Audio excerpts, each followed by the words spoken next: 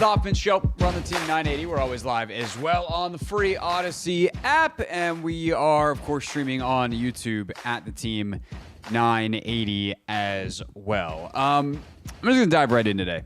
And it's a topic that I think a lot of people are definitely curious about after what happened last night. It's one that's not typical that we start a show with, but we're going to talk a little bit of soccer. Yeah, proper football. Played in a terribly improper way, the American way. Oh, God. Last night, U.S. men's national team goes down in Copa America to Uruguay, a result that ultimately, I think there's a lot to talk about from the game itself, and there's actually a couple of other topics off of this that matter, from the refereeing to the refereeing. There's actually multiple refereeing discussions to have off of this game in a very legitimate way. But it's not why they lost. And it's not why, if you haven't heard, you're like, why are you starting with U.S. soccer? They played in a tournament called Copa America. The tournament is hosted by CONMEBOL, the South American Federation. And they were expected certainly to get out of group play, and they didn't. They lost last night to Uruguay, a team that is better than them by most experts' metrics, but they lost their second group stage game to Panama, who is way worse than them. And there were many reasons for that, including that Tim Weah, their star winger, punched a guy in the back of the head and got a red card and suspended. So that didn't help their cause last night. They had to play Panama a man down for 70-plus minutes in that game. But ultimately, the result is the result, which is they are not moving on.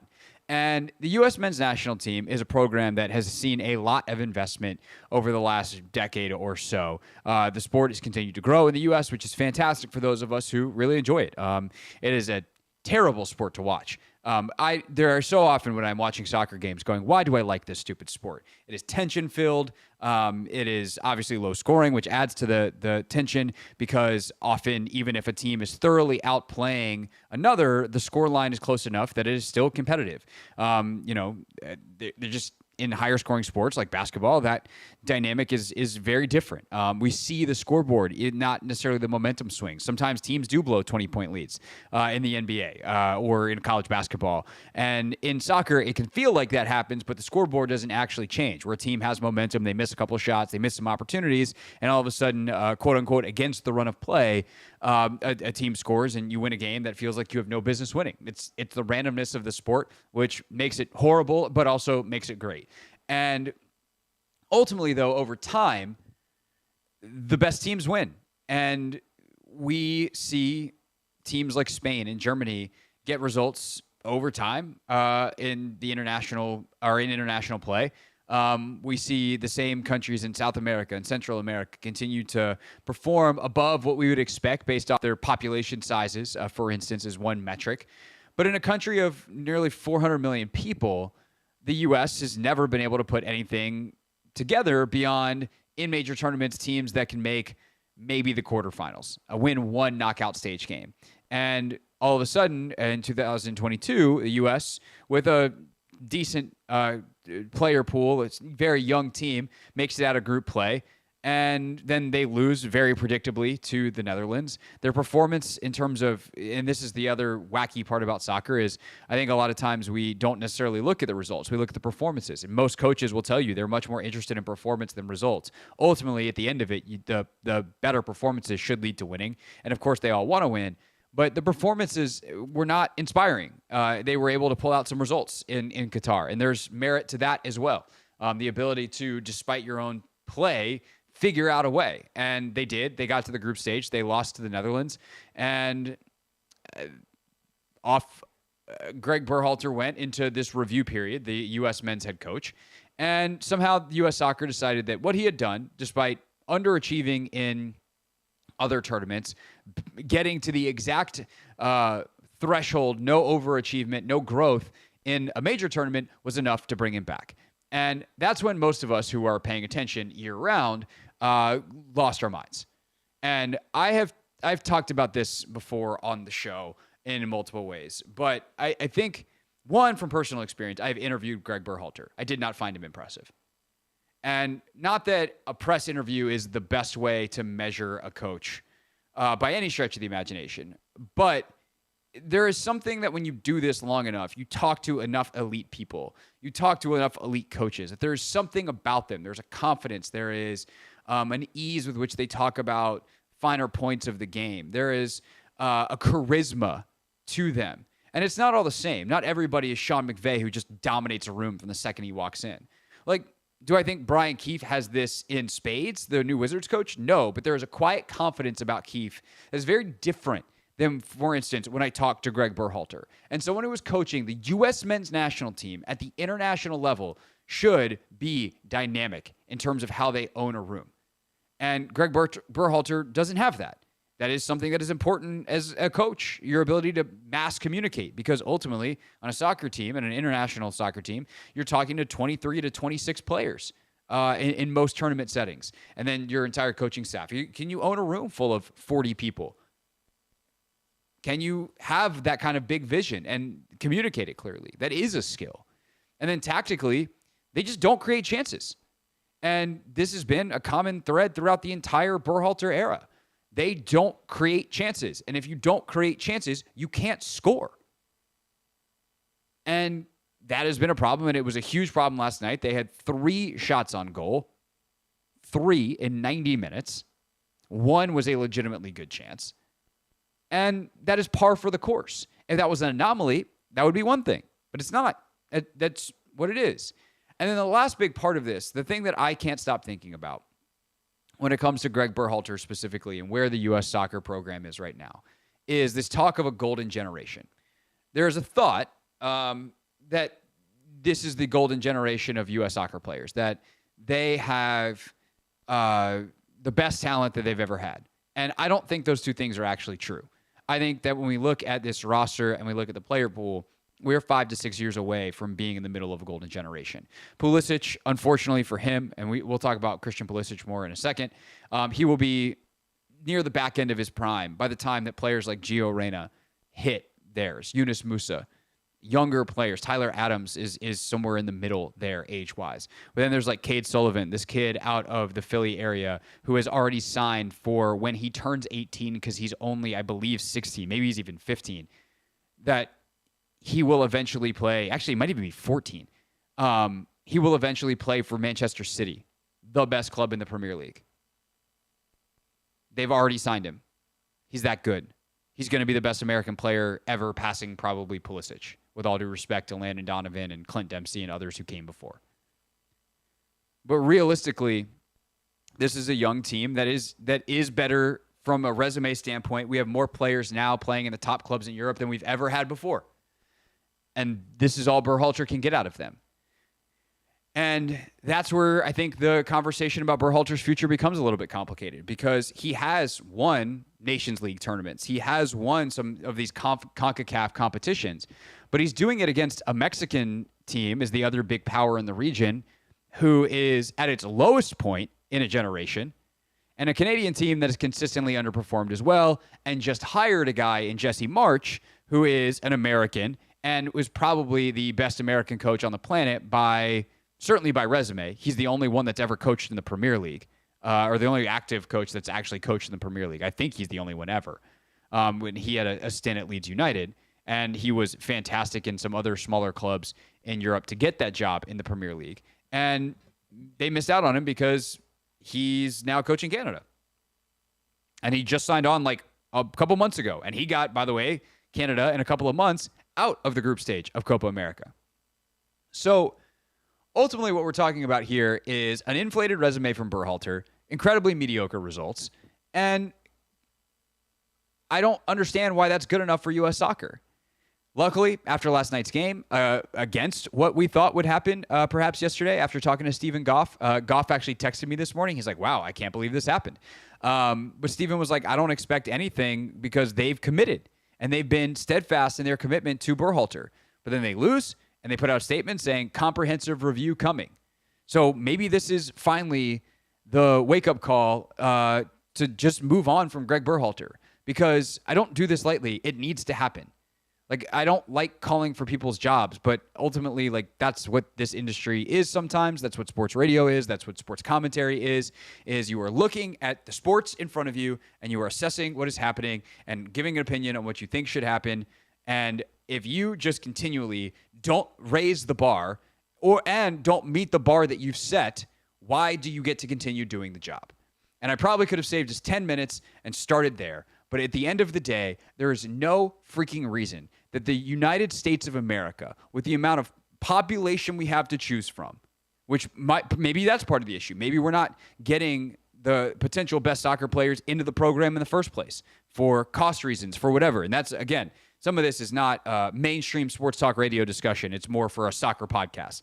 But with a country of 400 million people, and the kind of budget that U.S. soccer has, there's zero reason, especially with the current talent pool, that they should be exiting Copa America in the group stage. And if that's the case, you can't.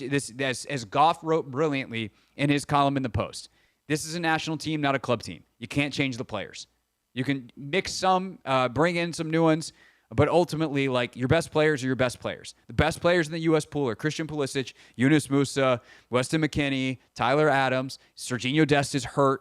Okay, teams have injuries. Those guys aren't changing. They will be the best players in the pool for the next 5 years.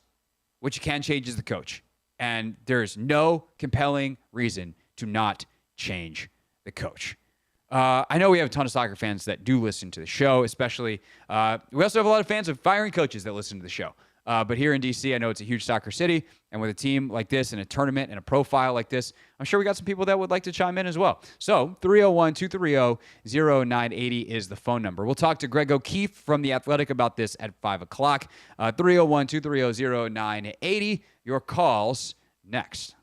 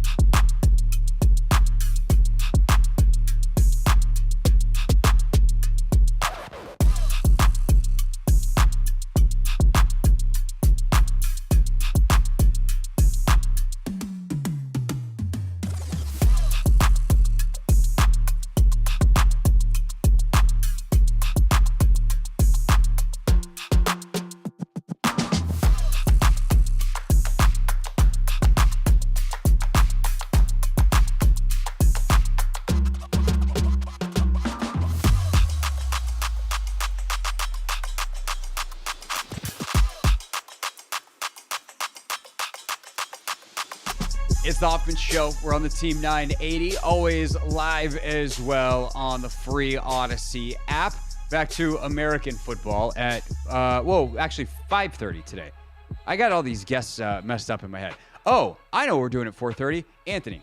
I do need Coach's full name, though. Quincy Wilson is a 400-meter runner from Bullis High School who qualified for the Olympics as part of the 4x4 relay team. He made the final at the U.S. trials, and he's 16 years old.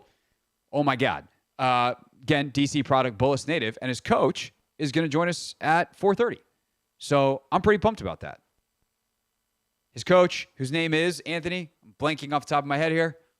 So the coach I talked to you about is Bub Carrington's coach. Oh, we're doing Bub's coach today, but we're working on Quincy's coach. Yes, we're working on Quincy's coach. Got it. Yes, Okay, yes, so Bub Carrington's coach. Yes. Wow, good communication on us. Wish I could let's start the pull Kendrick back up. Let's just start the segment over. I'm only half kidding. We don't need to do that. It's the Hoffman Show on the Team 980. Bub Carrington's coach at 4:30. We are working on Quincy Wilson's coach, though. We're hoping to have him before the Olympics. Yes. Ant's connected on the scene, doing just his a little job. bit, not too much, just a little bit. I know a couple of people, That's all we need. We need to know the right people. need to have a guy. But no, Bub Carrington's coach, Wizards first-round draft pick, second lottery pick at 14. The player they took with the Portland pick out of Pittsburgh. He will join us coming up at 4:30. More on U.S. soccer's predicament, self-own, somewhere in between at 5 with Greg O'Keefe of The Athletic, who's excellent. And then coming up at 5:30, American football. Take Command ranks the top, ranks, I should say, there's only 4 of them, ranks the offensive coordinators in the NFC East. And then 6 o'clock today, we told you that we wanted to do this, and we got it done. Our guy, Eben Novi-Williams, is going to join. And Eben is from Sportico. You've definitely heard him on the show before when we're going through all the sales stuff. He knows the most of anybody, I think, covering sports ownership. And so this Celtics sales situation just weeks after they won the championship, or just a week after they won the championship, is fascinating. And there's a lot to get to around that and the current state of sports ownership and where the NBA is going and yada, yada, yada. So we'll talk about all of that with Eben coming up at 6 p.m. Right now, though, a couple more loose ends to tie from last night, Anthony, when it comes to U.S. soccer. First of all, did you watch any of this game, or did you save yourself the frustration? I sort of saved myself the frustration. Okay. I did not watch James Woods' debut or USA yesterday. I was locked in by the time. It was one of those days where you got home, you make dinner, and all of a sudden it's like, oh, we're watching. I want to watch this U.S. game at 9. It starts in 30 minutes. Sometimes that's what happens when the show that you host goes till 7. But with the game last night in Copa America and the U.S. losing to Uruguay,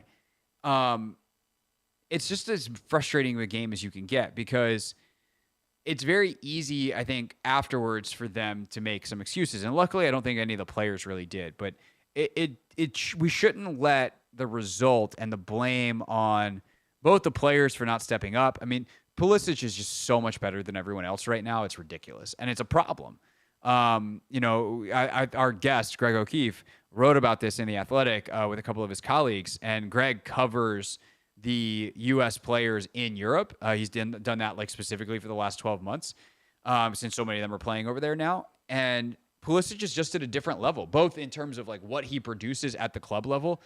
Like a lot of these guys are at major European clubs, or some of them are at major European clubs. All of them are pretty much playing in major European leagues. But like, hate to pick on Matt Turner because he came on the show and was very, very nice a couple weeks ago. But like Matt Turner basically got sent away from Arsenal.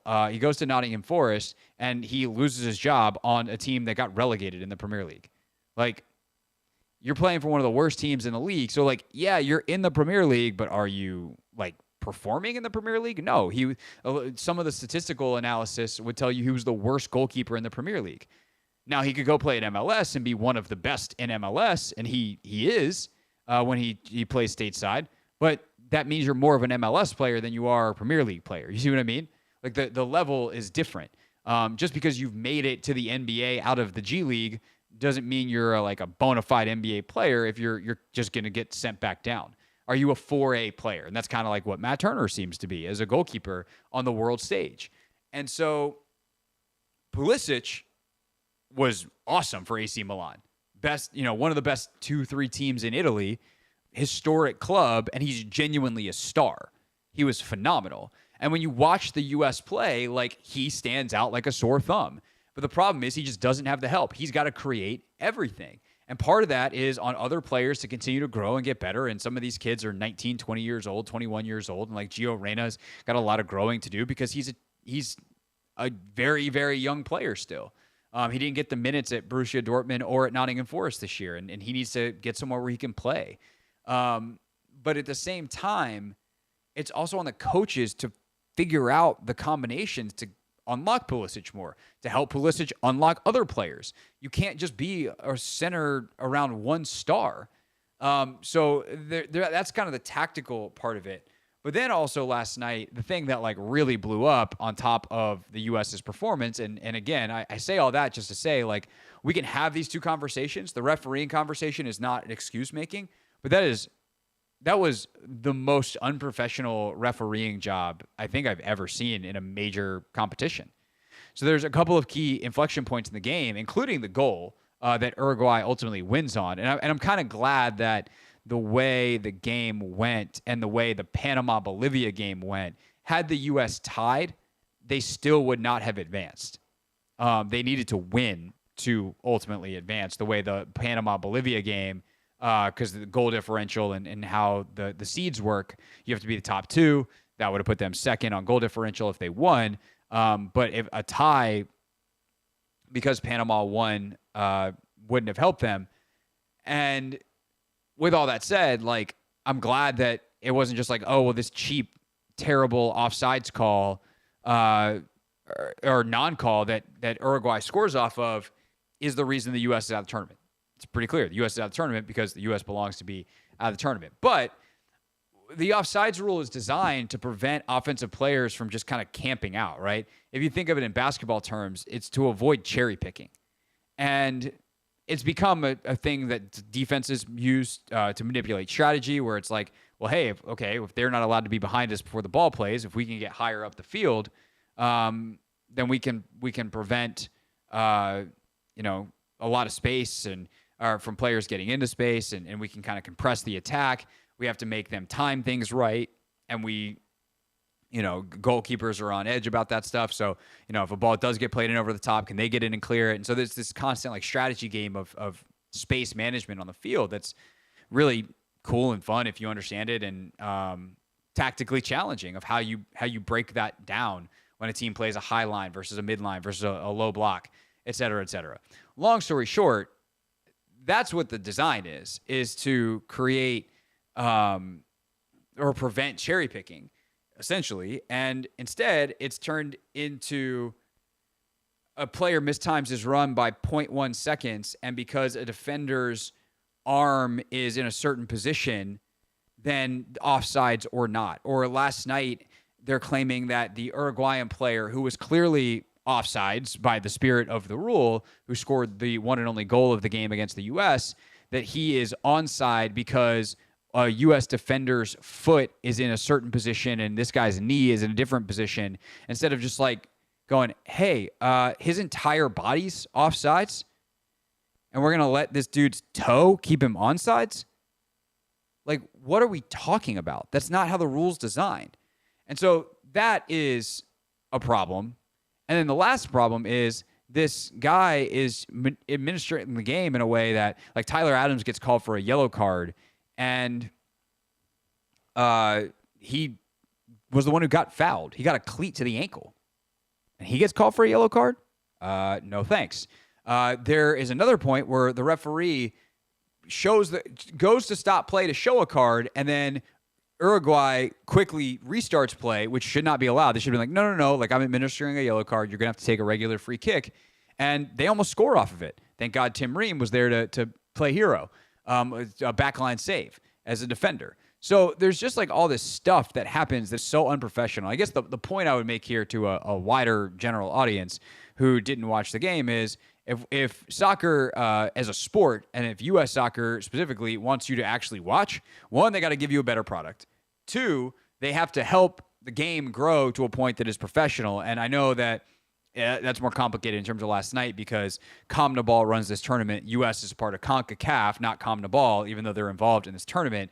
But just you can't co-sign this stuff. You need to be boisterous. You need to demand a level of professionalism on the world stage that is going to attract more fans in countries that there aren't currently fans paying as much attention as you'd like. And considering the World Cup is here in a couple of years, I do think FIFA, the administrator of the game worldwide, or the administrator of the game worldwide, they have a pretty heavy desire to do that as well. And I would also add that the whole reason that this tournament is happening here is basically because most of the sponsors are American companies. And if you would like American companies, which are the biggest ones in the world by and large, to continue to sponsor the sport, you might want to fix some of the stuff that's happening in the sport. That is not American exceptionalism. That is basic economics. All right, when we get back, Bub Carrington's coach joins us here on The Hoffman Show.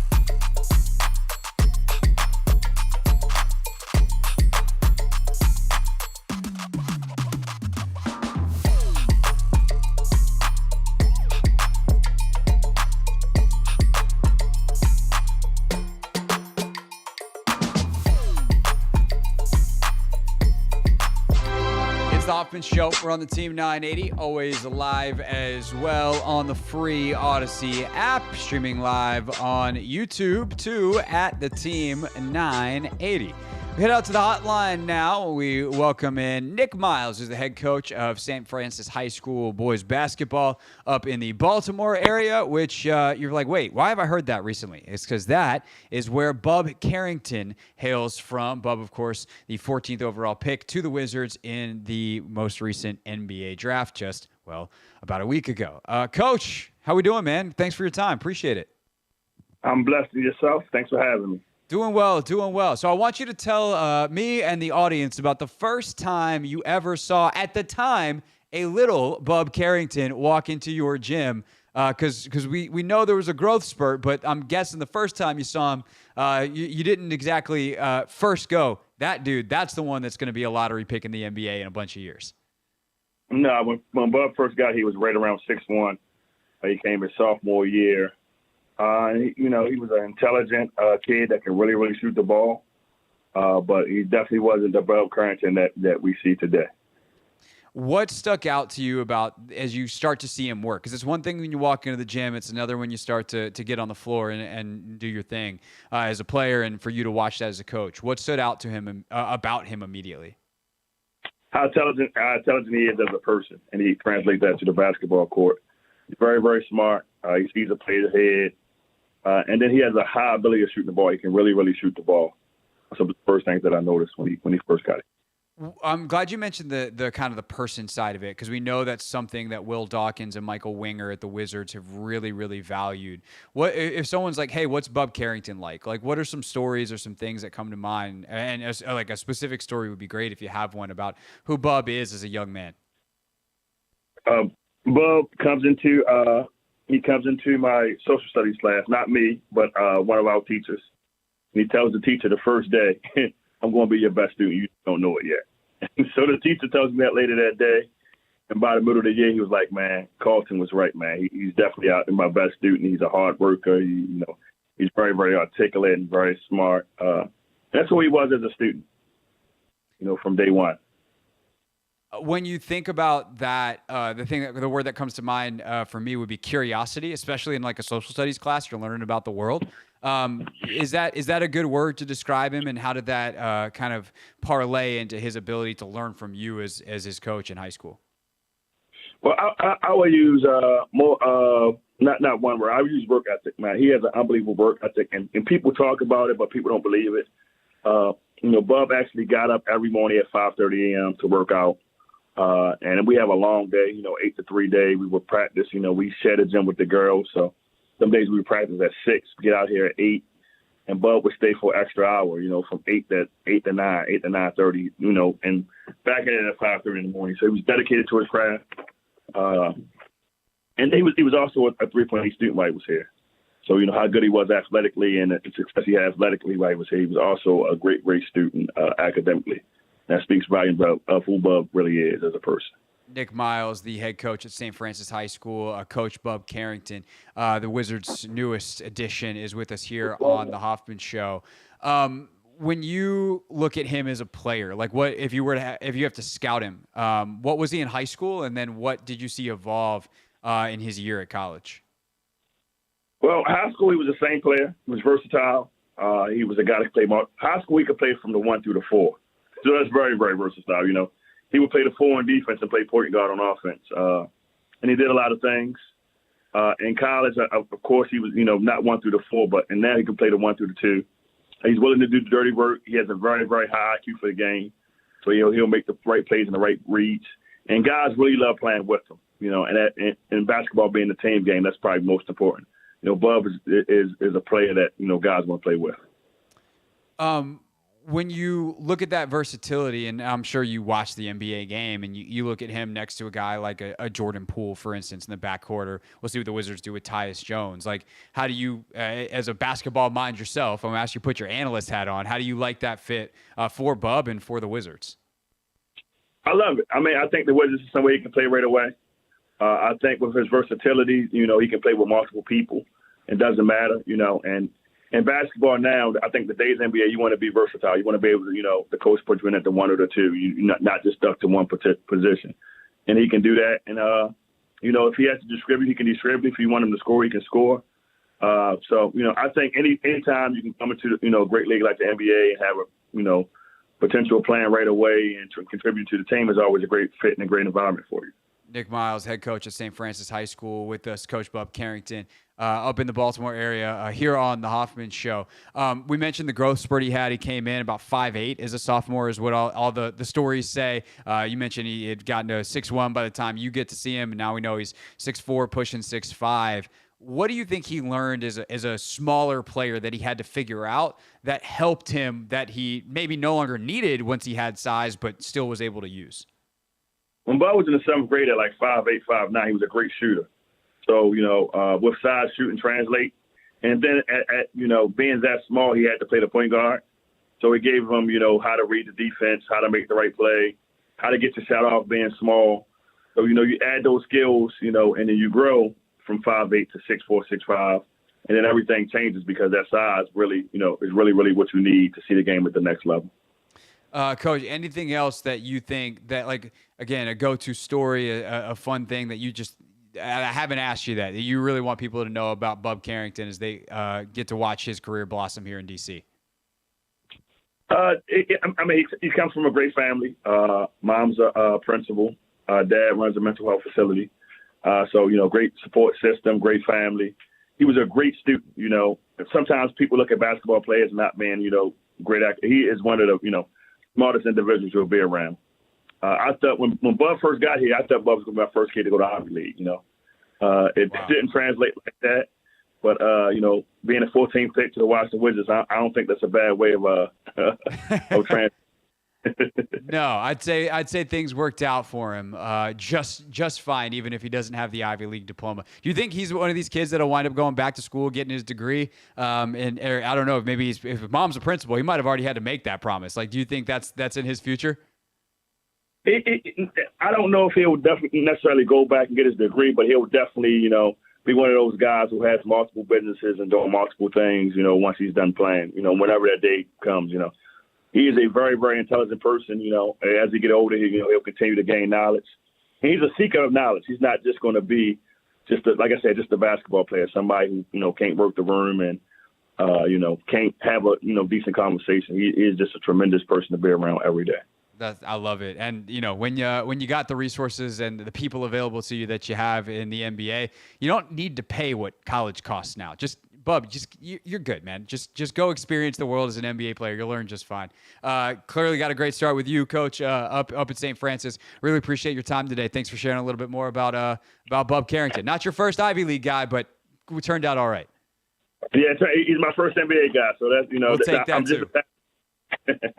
All right, thanks, Coach. That's Nick Miles, everybody. St. Francis High School up in the Baltimore area, telling us a little bit more about Bub Carrington. And I think, Anthony, what I take out of that and listening to Bub in some interviews and Kaishan George and obviously Alex Sarr fits into this to an extent as well, is like, I think these guys, when they talk about the human element, like they believe it. And we talked about this with the Commanders in the draft. Like they prioritize people because when you have people that are invested in each other, you're going to get the most out of them.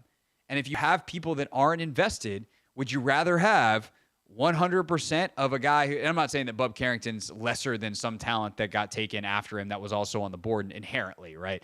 But for instance, would you rather have 100% of a guy who's 8.5 out of 10 or 70% of a guy who's 10 out of 10? The math says you'd rather have the 100% of the 8.5 because that's 85%. And the other one's 70%. I did that very easily so I could make the math work. But you want to get that investment, both the person in themselves, the person in your program, and the people in your program invested in that person. And it sounds like Bub Carrington fits that to a T. Yeah, definitely. And I think that's also it sort of kind of also resonates with what Adam Peters talked about, in terms of like what they look for in the draft process. It's the person, and most teams get that wrong. And based off, what Nick Miles was talking about, Bub Carrington, like the fact that he is a seeker of knowledge, that he did prioritize, being a great student in the classroom. I think that just speaks volumes to like who he is and like the, how he was raised and his support system and things of that nature. So, it seems like we got some good guys in the organization, and now we're just focused on seeing how that translates to the basketball court. And I'm optimistic about it all, to be honest. Yeah, it's gonna, like, let's not get ahead of It's ourselves. new. It's new. It's gonna be Yeah. a long haul. Like they still don't have the talent to compete. Take our time. But I think that word curiosity that I brought up, curiosity, and then coach was like, he's got a work ethic, and they play hand in hand, right? Do you relentlessly pursue knowledge? Do you relentlessly want to get better? And a guy like Bub Carrington, if that's his character, he's gonna figure out ways to figure it out. And that's ultimately like what athletics is to an extent. Like, you need the ability to jump a certain height, run a certain speed, handle the ball a certain way. But like, to be a really great basketball player specifically, you have to be a tremendous real-time problem solver. And some of that, it comes from work that you do, not while the clock is ticking, the work you do in practice, the work you do on film, to figure out like, oh, that's how I solved that problem. That's how that coverage, this is where the weakness is. This is where the ball needs to go. This is where I need to be in this coverage defensively. Like, that's problem solving. And it sounds like Bub Carrington is a relentless pursuer of solutions. And that's a hell of a trait to have, especially when you're 6'4" and can shoot it a little bit, which he definitely can. All right, it's the Hoffman Show. We're on the Team 980, always live as well on the free Odyssey app. And we get back a piece of unfinished business from the weekend that we must address. Sorry, Ant. Next, here on the Team 980.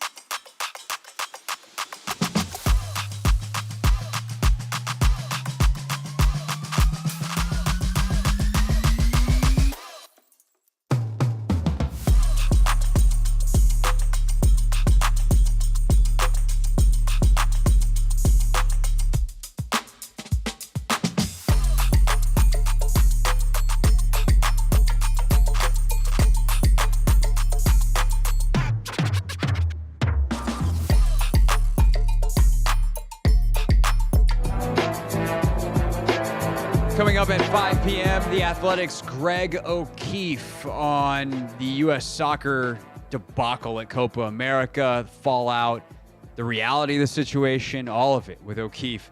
Coming up at 5 p.m., 5:30 today. Who's the best offensive coordinator in the NFC East? Oh, you will hear Logan and my rankings. 6 p.m., Eben Novy-Williams on the Celtics sale. Of course, the writer for Sportico, who is on top of kind of the ownership class in pro sports as much as anybody really in the entire world. And luckily, Eben's my friend, so I can be like, hey, dude, you want to talk about this? And he goes, yes. And then we do. All right. But first, unfinished business from the weekend. Anthony Haney. Corey Bethune allowed you to come back to Audi Field. And the Spirit then lost to North Carolina 1-0. And I didn't hesitate. The ban I just decided is in effect.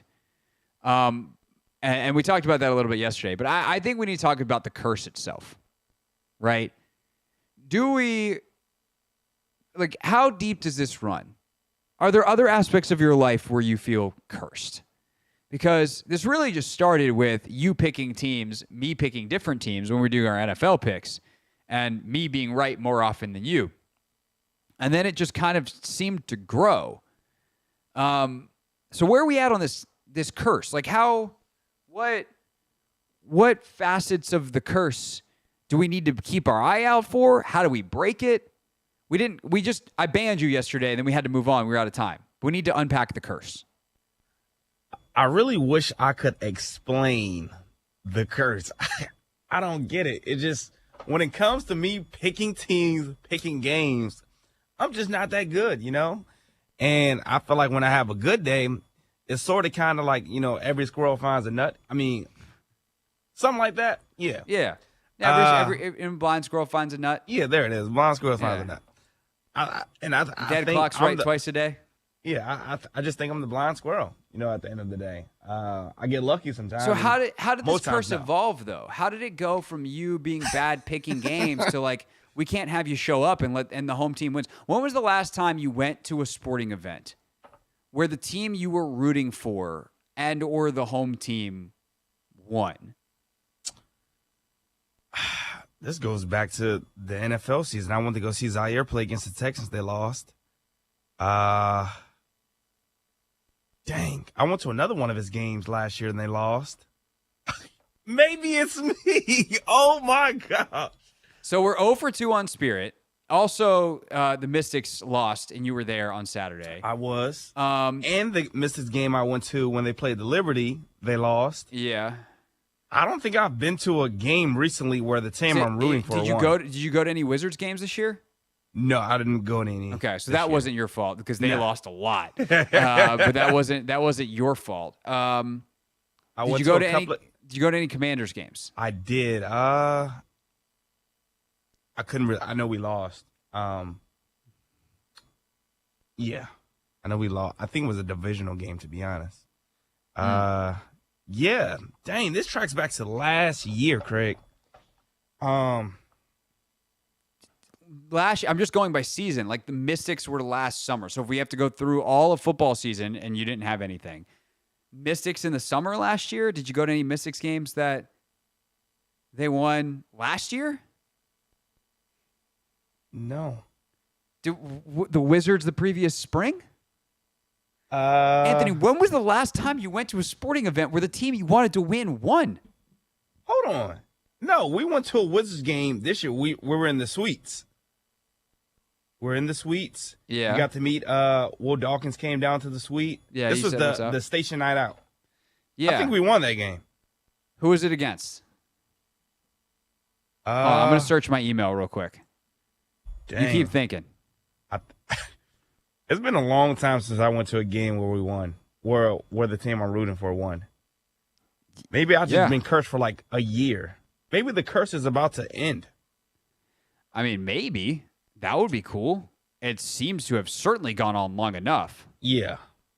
Longer than we all expected, to be honest. Let's see. Where in... Oh, my gosh. I can't find the email that talks about that game.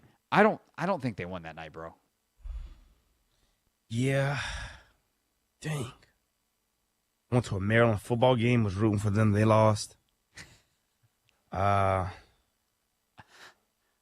right, so here's before we send Anthony into a deeper spiral than I realized that we would. All right, I know. Here's one. I went to my high school basketball game and they won. Hey, all right. Hey, there, Georgetown Prep. Maybe it's because of the talent they were playing against. Hey, I don't know. But this is all 100% on you. There's the two teams who, I mean, the fact that we're talking about the Wizards, last year's Commanders, that has nothing to do with why they lost. Some of the worst rebuilding on purpose or on accident teams that we've ever seen. Come on. That? No. Your presence, obviously the reason. Yeah. What do we have to do to break the curse? That's really what I want to know at this point. So I guess tweet us at Craig Hoffman, at Anthony Haney 3. Or Anthony Haney, I. No, that one's Anthony Haney 3. I can never keep straight whether you have the Roman numeral or the thing. Twitter, by the way, hates your handle. Every time I try to tag you, I have to type out 90% of it before it pops up. And I'm like, he's the person I tag on Twitter more than anybody else. What are we doing? Anyway, Twitter's a lot more broken than that, but just add it to the list. Okay, so tweet us at Craig Hoffman, at Anthony Haney 3. What do we need to do to break the curse? Whether it's something we do on the show, it's a ritual. If we have to sacrifice a human being, then, that's probably going to be out of bounds. But Anthony has this look on his face like, wait, what? No, we're not going to no human sacrifices. You're going to have to deal with some losses if human sacrifice is a part here. But we must know, what do we need to do to break the curse of Anthony Haney? At Craig Hoffman, at Anthony Haney 3. Shoot at hoffmanshow.com, hit the contact link. However it is, if you know how to break a sports curse, we need that done so that Anthony can sports in peace. And joy, because joy is good. All right, when we get back, Greg O'Keefe of The Athletic joins us. It is yikes time for U.S. soccer. How bad is it really? Greg covers it year-round. We'll ask him next.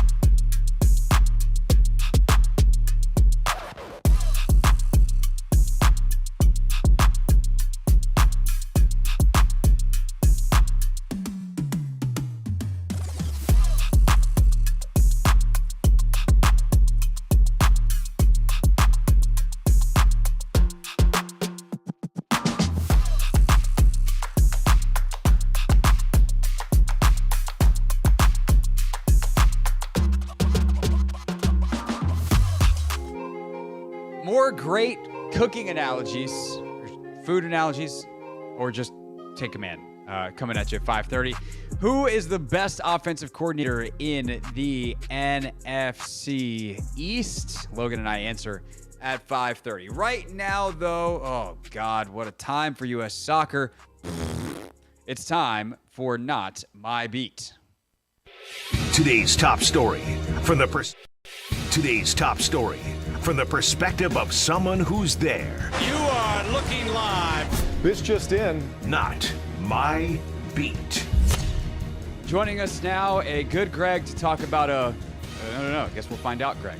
Greg O'Keefe is senior writer for The Athletic, and we are going to talk about the U.S. men's national team's loss and exit in Copa America, and Greg Berhalter's future. Greg, it has been a wild 24 hours for you all covering this tournament out in Kansas City. What was the mood last night after the game, and how surprised were you that U.S. Soccer went ahead and was like, yeah, we're going to look at stuff after what seemed to be so much rebuff that, like, Berhalter's our guy.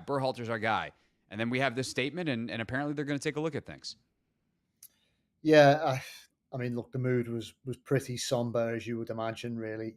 Spent time in the reasonably short press conference that Berhalter gave after the game, some one-word answers to some of my colleagues, and then in the mixed zone where we speak to the players down in the bottom there of the Arrowhead Stadium, and as you can imagine, nobody was singing and dancing.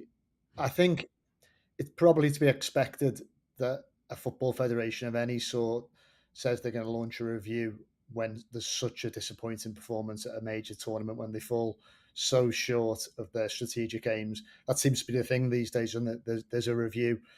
Maybe some supporters thought that at some stage last night, given the drama of it all, there might actually be an announcement, regarding his Berhalter's future directly. I think that was always going to be unlikely.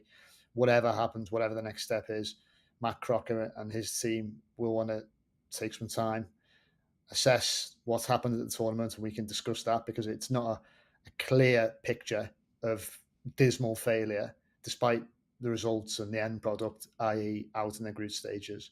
And I think they'll want to, speak to stakeholders and assess what the best thing is to do now. But yeah, you're right. It was, it was a night of drama even afterwards, and we'll have to see what happens now once this review is done.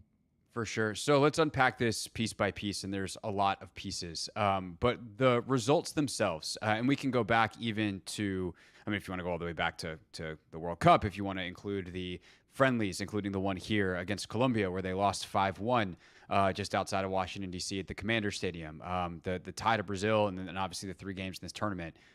Like, is there consistency in the performance, and ultimately what is the problem in the performances that produces these results? Or is there not been consistency, and maybe that's part of the problem? Like, how do you actually diagnose where U.S. soccer is right now post Copa America?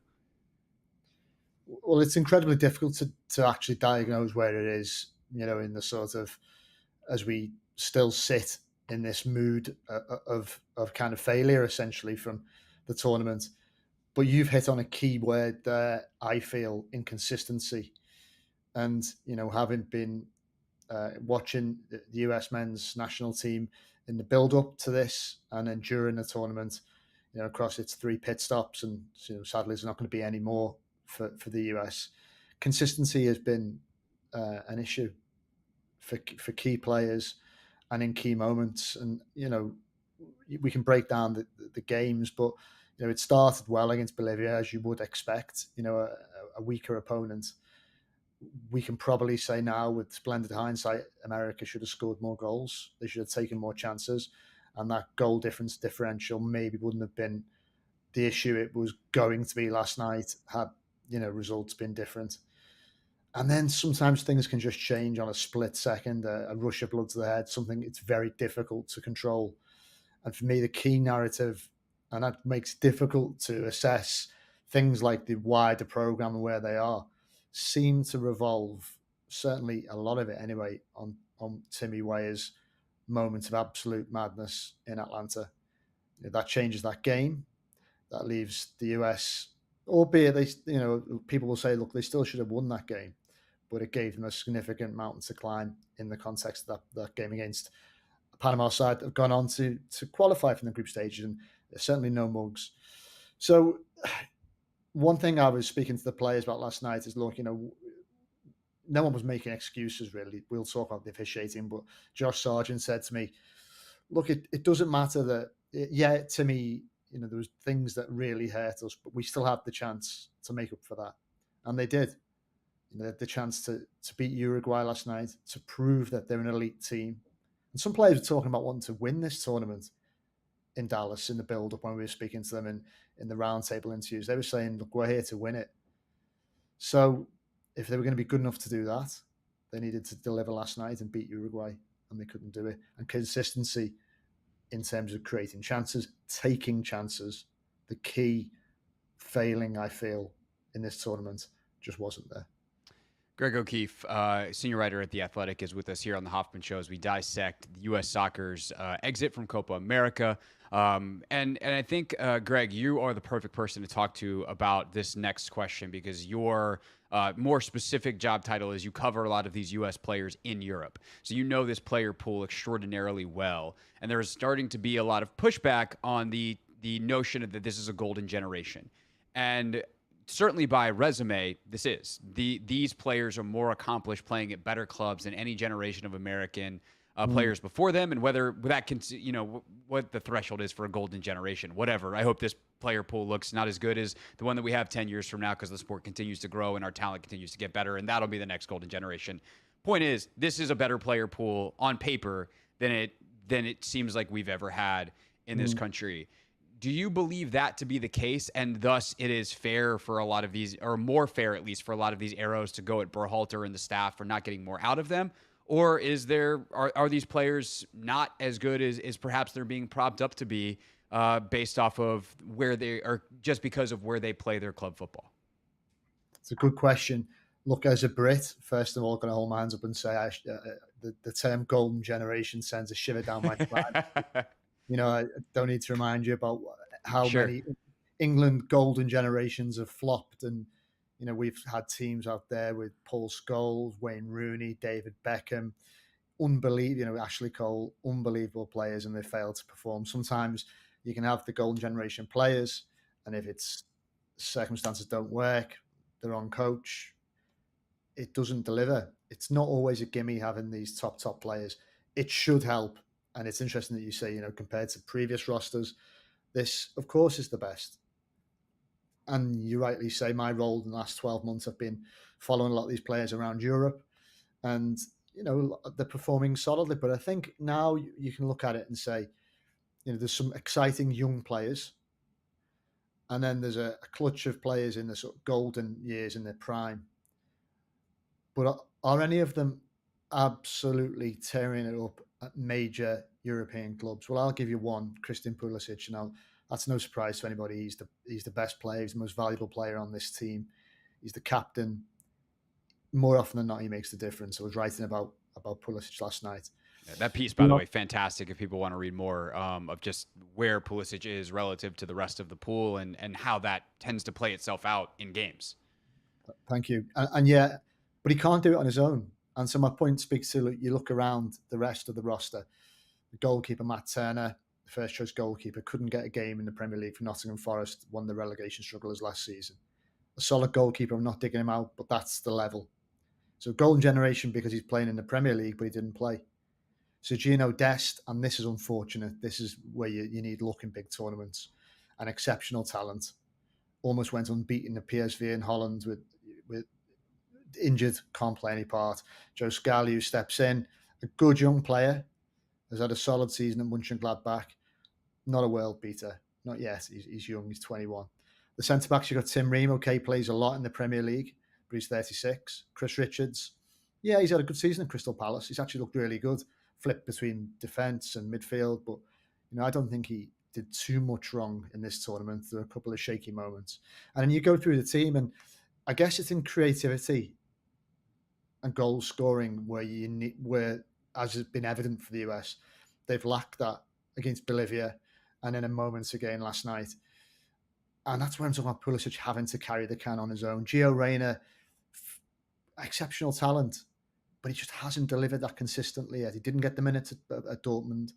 Again, Nottingham Forest took him on loan. He barely played. I actually really rate the guy. I think there's so much potential there, but potential hasn't been passed into actual consistent performance yet. They've got a robust central midfield. They've got Tyler Adams, who suffered injuries last season, but looks the part at Bournemouth. Hopefully he kicks on this season. Weston, did well at Juventus, another big club. But I don't think beyond Pulisic, you've got players really tearing it up at these big clubs and winning trophies.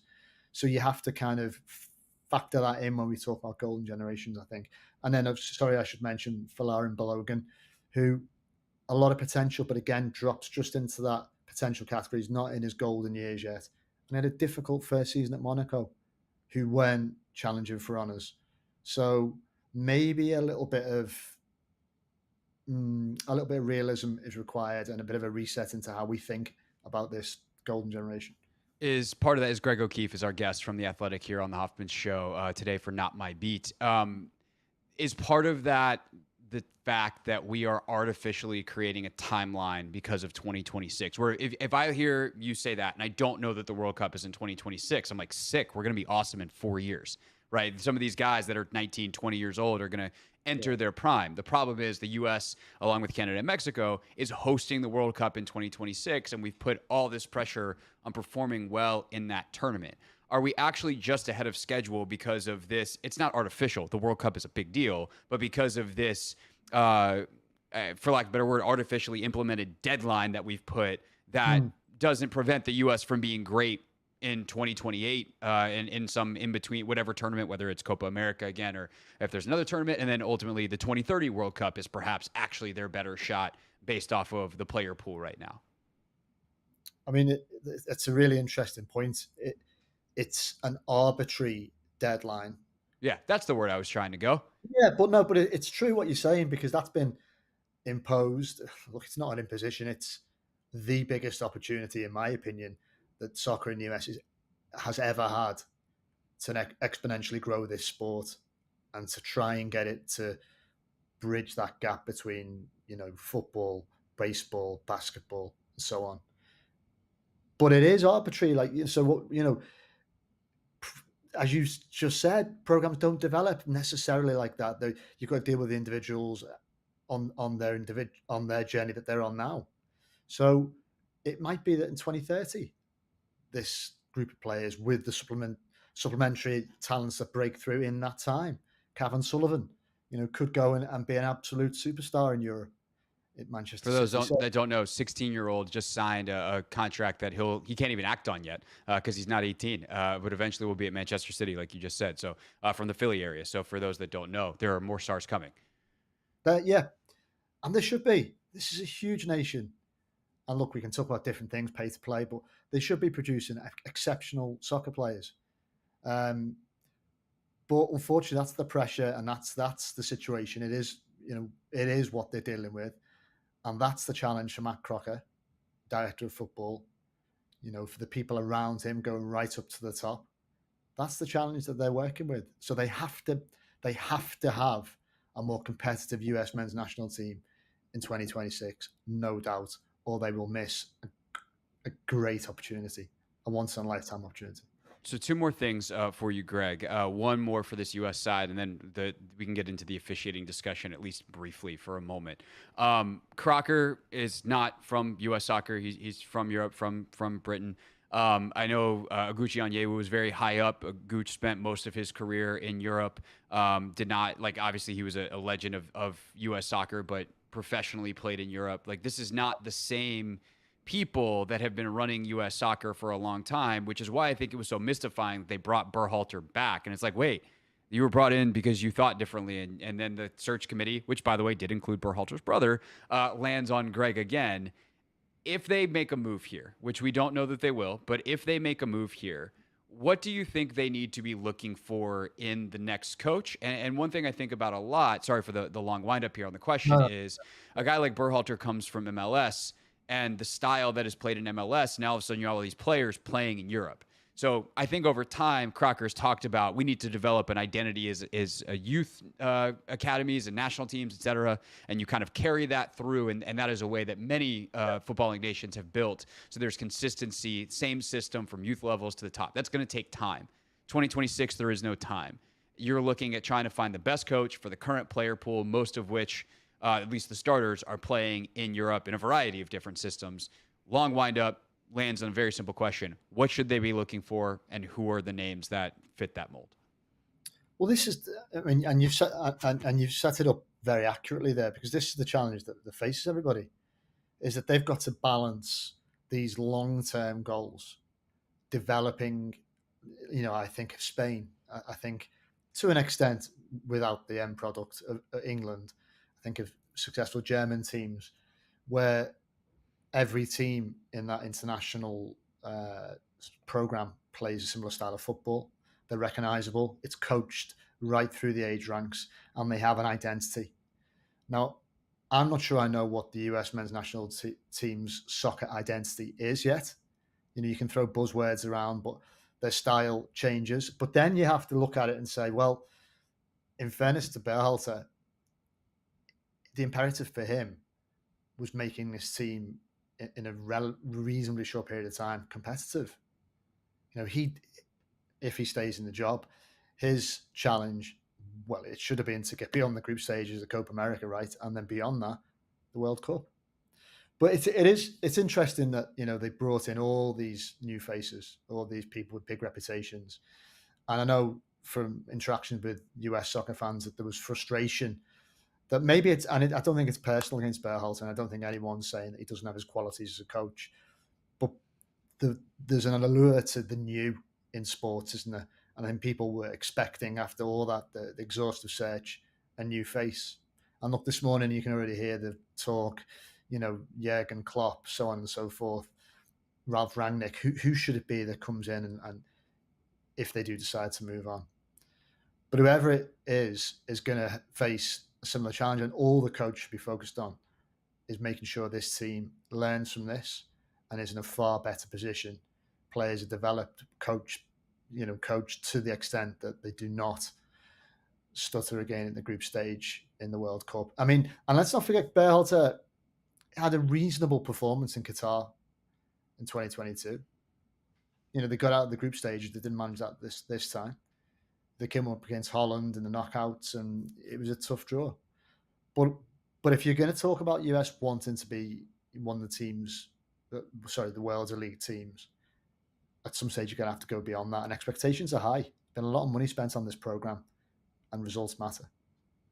Yeah, no, 100%. And I think the part of the frustration, I'll speak for myself, although it echoes a lot of probably what you hear with US fans, is like, it wasn't like he was the best coach in MLS 100% and has this unbelievable resume at Columbus Crew. Like, he won some trophies and was all right. But I think when you look at the best coaches, he came out of I don't want to say nowhere, but certainly was not like, oh, he's the must-have, and then you hire him again mid-scandal, everything that's happening after a reasonable result. It just seems like the obvious exit ramp that they didn't take. All right, last thing, Greg, for you. All jokes aside, the Ted Lasso line about offsides actually is brilliant, of you know it when you see it. And I have a kind of I know the technology, like we could spend another 20 minutes talking about the call last night, the goal, and some of the very specifics. But in watching the game around the world in different leagues, from the NWSL, which is a league I spend a lot of time on here on the women's side, to watching Premier League on NBC and international competitions, it seems like the technology has ruined the spirit of the rule. The rule was put in for a specific reason to prevent certain advantages from happening. And now we are drawing these very silly lines on television and being like, oh, that guy's offside because his toenail was beyond this or that. Do we just need to relook at this as a whole across soccer? And I guess that would start with FIFA to help redefine this very critical part of the game, because ultimately, if you want to grow the game, you need goals. And a lot of goals are being called off, or last night it was just confusing. Like the scoring part of the game is so impacted by this thing that has become even more nebulous than it already was. Yeah, 100% yes. There needs to be a complete rethink of that, of the implementation through VAR of offsides. I mean, look, in the context of the US, you're trying to win hearts and minds. You're trying to bring in kids, adults who may not watch soccer regularly. You're trying to convince them through things like the Copa America, big stadiums, and playing in football stadiums against teams like Uruguay, that this is a sport worth their time, and to devote some of their sort of bandwidth beyond the big sports here. And how is that possible when games are being stopped, started all the time? Decisions are nebulous, like you say. They're impossible to understand, or they're so agonizing that there's this continuing, like, people stop in 5 minutes, they're scrutinizing a line and a toenail. For me, it's killing the enjoyment of the sport. VAR is a whole other discussion. I think VAR is worth persisting with, but the way it's implemented with offside completely needs to change. And let's hope it's very different in 2 years' time when World Cup football comes to North America. And, let's hope some of the refs that we've seen in Copa America don't make the cut in 2 years' time. There's been some strange calls. Yeah, and also player safety becomes an issue with how poorly the games have been administrated. There's just, again, we could spend another 20 minutes even on just the guy from last night. Just brutal. But if you want more, you can just go to The Athletic and read Greg's work. Greg O'Keefe writing in The Athletic. They've got a bunch of great coverage up. It's not exactly the most joyful, but I guess it does help you be informed, which is better than just being angry. So, Greg, appreciate your time here on the show, and sure we'll be catching up down the line as more things develop and Berhalter stays or goes. It's a pleasure. I've enjoyed it. Thanks very much. What's up, kiddos? It's your boy Clinton Yates from ESPN. It's the Hoffman Show on the Team 980. Tell your mama I said what's up.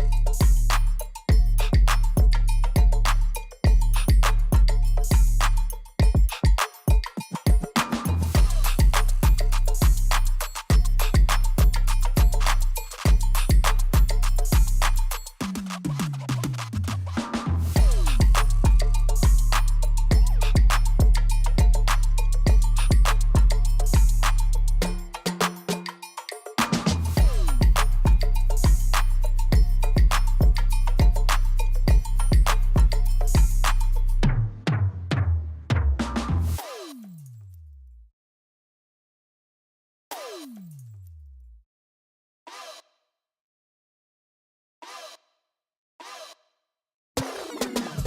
the Hoffman Show. We're on the Team 980, always live as well on the free Odyssey app, streaming on YouTube as well at the Team 980. If you missed any part of the show so far, it's okay. Things happen. Your commute, your job doesn't let you get out in time, whatever. Got kids in the car. They want to listen to whatever they want to listen to, and now eventually you drop them off at practice, and you're like, oh, let's go listen to the sports talk radio. But there was good stuff that you missed, so you might as well go check it out on your time. Hoffman Show podcast, wherever it is that you get yours. The whole show on demand, anytime, anywhere. Just search the Hoffman Show in Apple Podcasts, Spotify, or wherever you listen or want to start listening to your podcast. Right now, though, speaking of podcasts, time for a little take command for you here on a Tuesday. Logan and I did our NFC East coaches rankings, head coaches, OCs, DCs, and we thought it'd be interesting to play for you our offensive coordinator rankings, and then coming up next, take your calls at 301-230-0980 on what you think of them, including where we rank Cliff Kingsbury. So without further ado, Logan and I breaking down the offensive coordinators in the NFC East. All right, Logan, to the offensive coordinators. Of course, here in Washington, it's Cliff Kingsbury. Brian Schottenheimer works with Mike McCarthy, who's the play caller in Dallas. Same arrangement, well, it depends on the week, in New York with Kafka and Dable. And then Kellen Moore, the former Dallas OC, is now the OC in Philadelphia. How do you, after watching the tape, how do you rank these guys up? Yeah, I think for me, and I'm probably, bearing the lead here, but I'd probably go Kafka number one. And the reason I say that is I just look at what he did last year. I look at what he did in 2022, and he just consistently each week finds ways to make chicken salad out of chicken. Like, he just does such a good job. Like, that O-line is in tatters, right? And they find ways to create a good protection plan, good run schemes. They find ways to get explosive plays. Like, they just do such a good job of that. And so think about it. They won games last year with, what's his name? With the kid, oh God, the Cubs kid. Yeah, DeVito. Yeah, like they won for games. those that are, listening to this, not watching it, Logan just gave the full Italian hit. Yeah, like, What's his name? Yeah, it's Tommy DeVito. Tommy DeVito, right? And like, no offense to Tommy DeVito, but like, he shouldn't have been performing the way. Hey, watch it, guy. He was definitely elevated by scheme, and I think look what he's done with Daniel Jones, look what he's done with Tyrod Taylor. Like, he when I watch him, I get there's definitely an element of like good pen work with him every single week. Like, we're in a cool formation, we're maximizing, we're putting the defense in stress with the formation. We've got a little motion, we got a little shift. We're using play actions, we're using keepers. I'm a nuanced play caller that has a varying level of kind of tools in the bag that I'm always capable of using. And I just wish that he had better offensive personnel to work with. So hopefully this year's the year. And he's doing it with no weapons. Like, yes. How do you create like threats without any personnel threats? Right. That's the challenge that Mike Kafka was facing every single week, that Saquon Barkley wasn't 100% healthy. And then when he was, you had your number one weapon being your running back. Yeah. And again, like, he's a guy that, like, there's an element of like Jimmy's and Joe's to every single offense, right? Like, where it's like, oh, this guy, you got to win. But like, there's certain other coordinators on here that rely on Jimmy's and Joe's to win matchups all the time.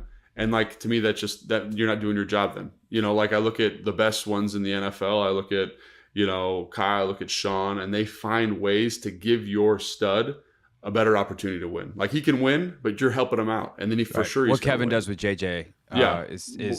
Sorry, he's now Jet. I don't know if you saw this, Logan, but because the Vikings drafted JJ McCarthy, Justin Jefferson was like, you can have JJ. I don't want it. Yeah, I don't think he actually likes being called JJ. And he's like, you just call me Jet now. Yeah.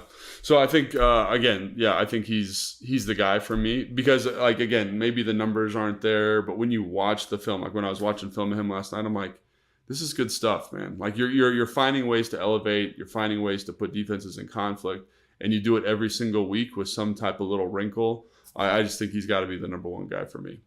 I don't disagree. We'll see what Cliff does. I think Cliff is the big unknown here. Obviously, I think Kellen Moore what he did last year put him down in a lot of eyes. I mean, he got fired 2 years ago, and then he goes to Justin Herbert, and they're not exactly magical. I know there was a ton of injury issues and everything last year in LA for the Chargers, but like it wasn't exactly the most inspiring year offensively. And the Kellen Moore stock, I don't think, has been lower since he got into the league. And so it's not that it defaults to Kafka and Dable, but I do think the stuff that they do is consistently excellent. I think 2 is a lot harder, though. I think for me, although I guess maybe it's McCarthy and Schottenheimer. Yeah, and again, like to me, it's kind of like I was going back and forth between Kafka and Schottenheimer and Mike McCarthy. I just think again, like I think Kafka does more with less, and I think McCarthy is like I said when we were talking about him as a head coach, and Schottenheimer too is in this category because I think he's helping with the game plan, so I don't want to diminish his role here. But each and every week, man, they just do a great job of getting CeeDee Lamb touches and finding ways to be explosive. And again, they have the best quarterback in the division, I think. And, like that's helpful. And I think that's the other thing is all these coaches are definitely elevated by the personnel that's around them. But I think when you kind of peel back like what they've done in situations where they don't have all the pieces, I think you got to say, again, it's Kafka. I'd probably say McCarthy 2. 1A, 1B doesn't really matter to me, whichever you kind of prefer there stylistically. But those guys to me are in the next tier. No, I agree. The ability to not overcomplicate things is so big to me as a coordinator. Like you have a really awesome football player. Do you get him the ball? And this is always my thing with Terry. Like, how come Scott Turner and Eric Bieniemy could not figure out a way to get Terry McLaurin the football? He's one of the angriest runners when the ball is in his hands in the entire league. He is extremely fast. Like, can you get him vertical? Can you get him a screen? Can you get him something? And he just brings an energy to the game when you get the ball in his hands. And that is something that the last couple of coordinators here have failed miserably to do. And that has been a huge detriment to Washington's offense. I think Kellen Moore is so interesting to me because I think of Kellen Moore as kind of a bit of a spread it out type of guy. And part of that is just like he played in those Boise State teams back in the day. And that's kind of his background. But I think of Philly as like this run the football, great O-line. They've invested quite a bit in the running back position. They bring Saquon in. Like I'm very curious about that fit. And then obviously we know it's going to be interesting. Cliff this year, his job is as much to develop Jaden Daniels and make sure that is going along smoothly as it is to score points in individual games. The way the spring went, maybe both can happen at once pretty well, but we'll see once we get into the fall. But how do you rank Moore and Cliff? I would probably put Cliff ahead of Moore. And again, it's probably because I'm a little down on Moore at the moment. I was down on Moore when he was in Dallas too, though. I think Cliff, especially in 2021, and especially watching like OTAs and minicamp, I like the way that, again, he's trying to find matchups. He's trying to find touches. I like his offensive philosophy. It's not exactly what I would do, but I understand it, and I think it's good. Sometimes when I watch Moore, it seems like it's so reliant on us being better than you. Like we're running, it reminds me a lot of like old Air Coryell stuff.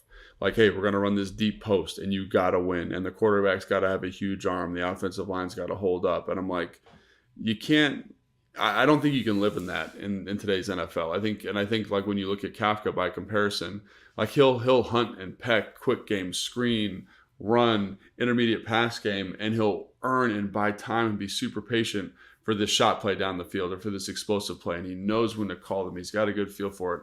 And when I watch the games that Moore calls, again, like the offense is fine. It's just like, hey, man, go win on this route.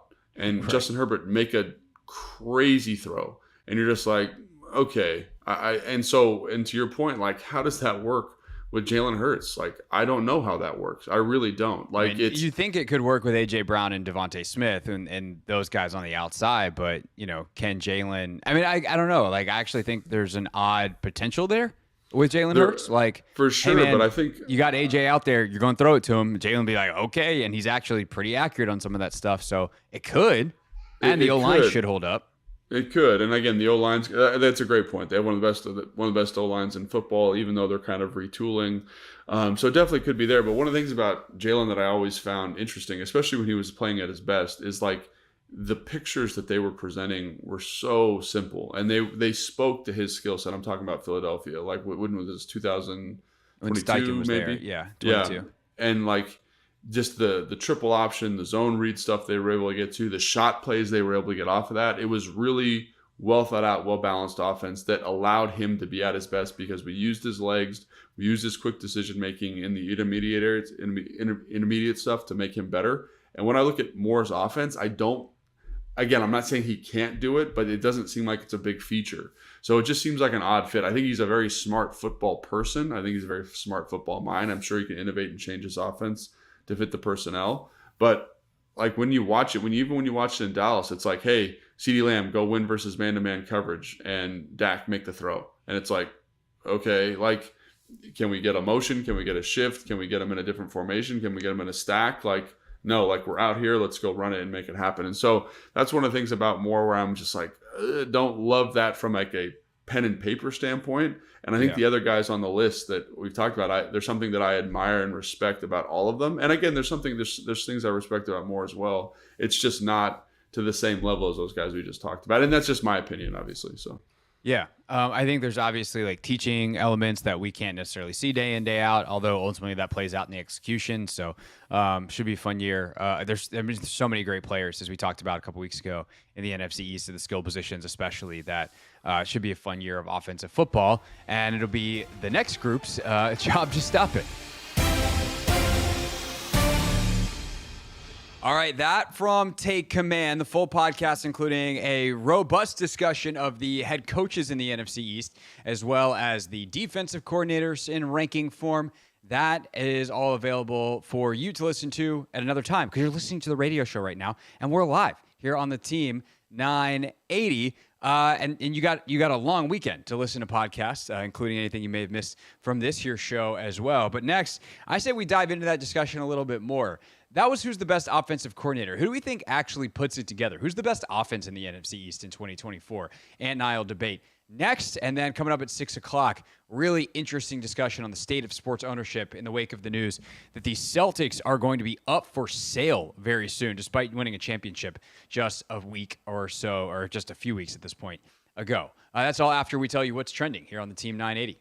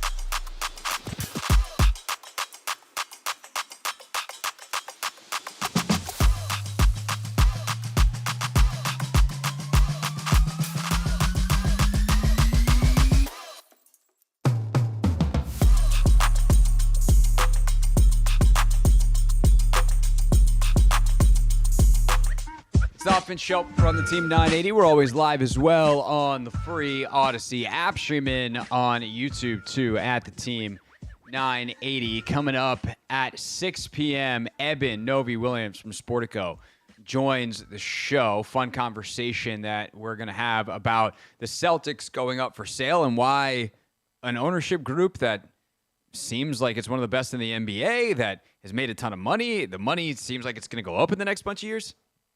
Why are they selling? What's going on? And is the league happy about it? We'll talk about all of that and more with Eben coming up at 6 p.m. Right now, though, Anthony, coming off of our NFC East offensive coordinator power rankings, if you will, that we did on Take Command, we decided Mike Kafka, the OC, along with Brian Dable, of course, in New York, is the best OC in the division, even though he's probably got the worst talent. Mike McCarthy and Brian Schottenheimer, that combo is 2. We put Cliff Kingsbury 3 and Kellen Moore 4th, fired out of the NFC East 2 years ago, fired out of the AFC West last year as they blew up the staff in LA with Harbaugh coming in. So first of all, what do you think of the rankings? And then we can get into our rankings off of that, which is who will actually have the best offense in 2024 in the NFC East. I like Kellen Moore 4th. I feel as though he's been gifted some really talented offensive weapons during his time as a coordinator. And it hasn't really amounted to much. And I know, Dallas gets a lot of scrutiny for, making it to the playoffs and not really capitalizing off the stellar seasons they usually have. But even just looking at his stint in San Diego, I was expecting Justin Herbert to take off, and and maybe it's more of an indictment on Justin Herbert because I guess we anointed him too soon. Maybe, but I think most people look at Herbert and go, "That dude's a badass." Yeah. And Kellen Moore didn't, and they had some other injury issues, whatever, but they should have been better. I think the ultimate thing that it's easy to say about Kellen Moore is the dude had the same personnel, basically, and you could argue even better personnel in Dallas, and the best version of Dallas's offense happened when he left. Then when McCarthy was like, nope, all right, I call the plays now. Me and Brian Schottenheimer are going to put this thing together, and they started. Now, I do think it'd be fair to point out in Moore's defense / just as a fact, CeeDee Lamb is he's a young player that's now entering his prime. And so Kellen Moore had young CeeDee Lamb versus just this current version. But still, he had CeeDee Lamb, and he didn't maximize him. We see young receivers coming into the league. I mean, Jamar Chase had 1,500 yards as a rookie. Exactly. So we see this happen all the time.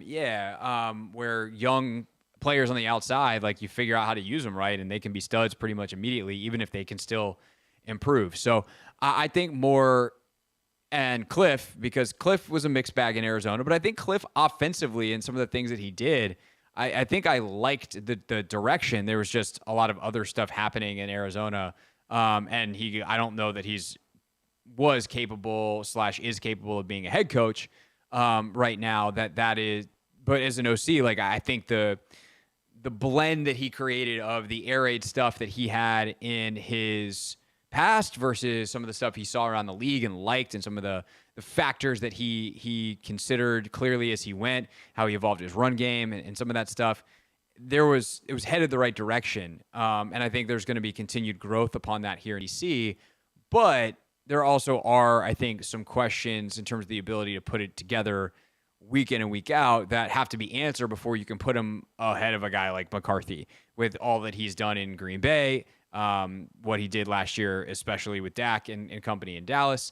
And then, of course, Kafka and Dable, they have pretty terrible talent in New York. And that goes not just the quarterback position, leaving a ton to be desired the last couple of years. What they did with Daniel Jones 2 years ago is ridiculous. The O-line's consistently not been very good. You just have guys that just aren't developing or aren't very good to begin with. And then the receivers, who's the best skill player they've had outside of Saquon the last bunch of years? Darius Slayton?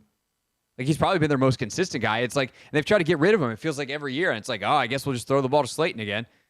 And yet, if you watch them on film, there's stuff every week where you're like, oh, that's like that scares me. That concept, the way they deploy that guy, that thing about their offense where they create chances. It's legit.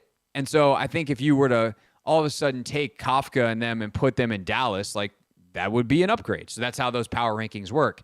I think the question becomes then, what happens when we actually blend the talent that they have?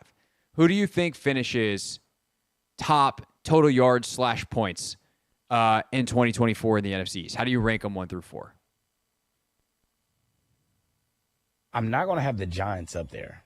No, I think the Giants are 4th, even though they have the best OC. I think they're 4th. I would probably go the Commanders 3rd. I agree. The Eagles 2nd, Cowboys 1. I think I agree. Assuming health, right? I think people don't understand that like Dak Prescott is distinctly better than Jalen Hurts at this point in their careers. That is something that is mind-blowing to people, but like it just is. And with a new OC, like we'll see if Kellen Moore can use, like there is a version of the Kellen Moore offense that I see with Jalen Hurts and the the receivers they have and Saquon and everything. And I'm like, this could be sick. There's also a chance that I'm like, this is a terrible fit. I am fascinated to see what Kellen Moore does. I think this is going to challenge him in a way that he hasn't been challenged before. But ultimately, they have A.J. Brown. They have Devontae Smith. They have Saquon Barkley now. They have Hurts, who's a weapon as a runner and as a passer. I just think that Dallas is better. One, they have the better play caller and the better OC. Two, their talent, while there is some lacking, the offensive line's not as good as it was, and it continues to seemingly decline. I think there's a lot of questions there, and obviously Biotish leaves for Washington, so you think they downgrade at center. Running back situation's not very good, but they have Dak, they have CeeDee Lamb, and that's a top 10 offense almost by itself. And so I think that's probably correct. I think the Cowboys probably are the best offense in the division. The Eagles, not terribly far behind.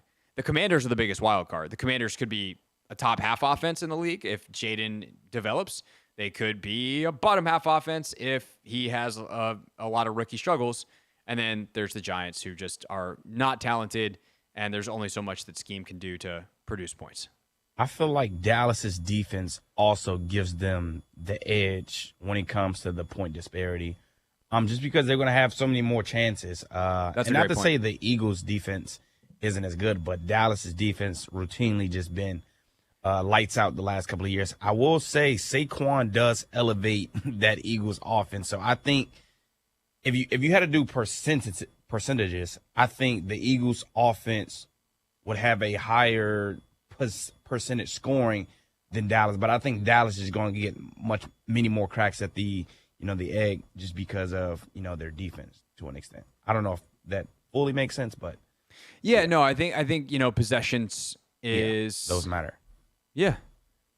Like at the end of the day, if you have the ball more, you have a chance to score more points. And, getting off the field, whether it's, just getting off the field and more possessions per game or creating actual turnovers. It's something that I'm hopeful for Washington this year. Like, can they finally be the team that creates the turnovers instead of the team that gives them up and then just once every 3 weeks a ball gets tipped and falls into the right hands and the guy catches it?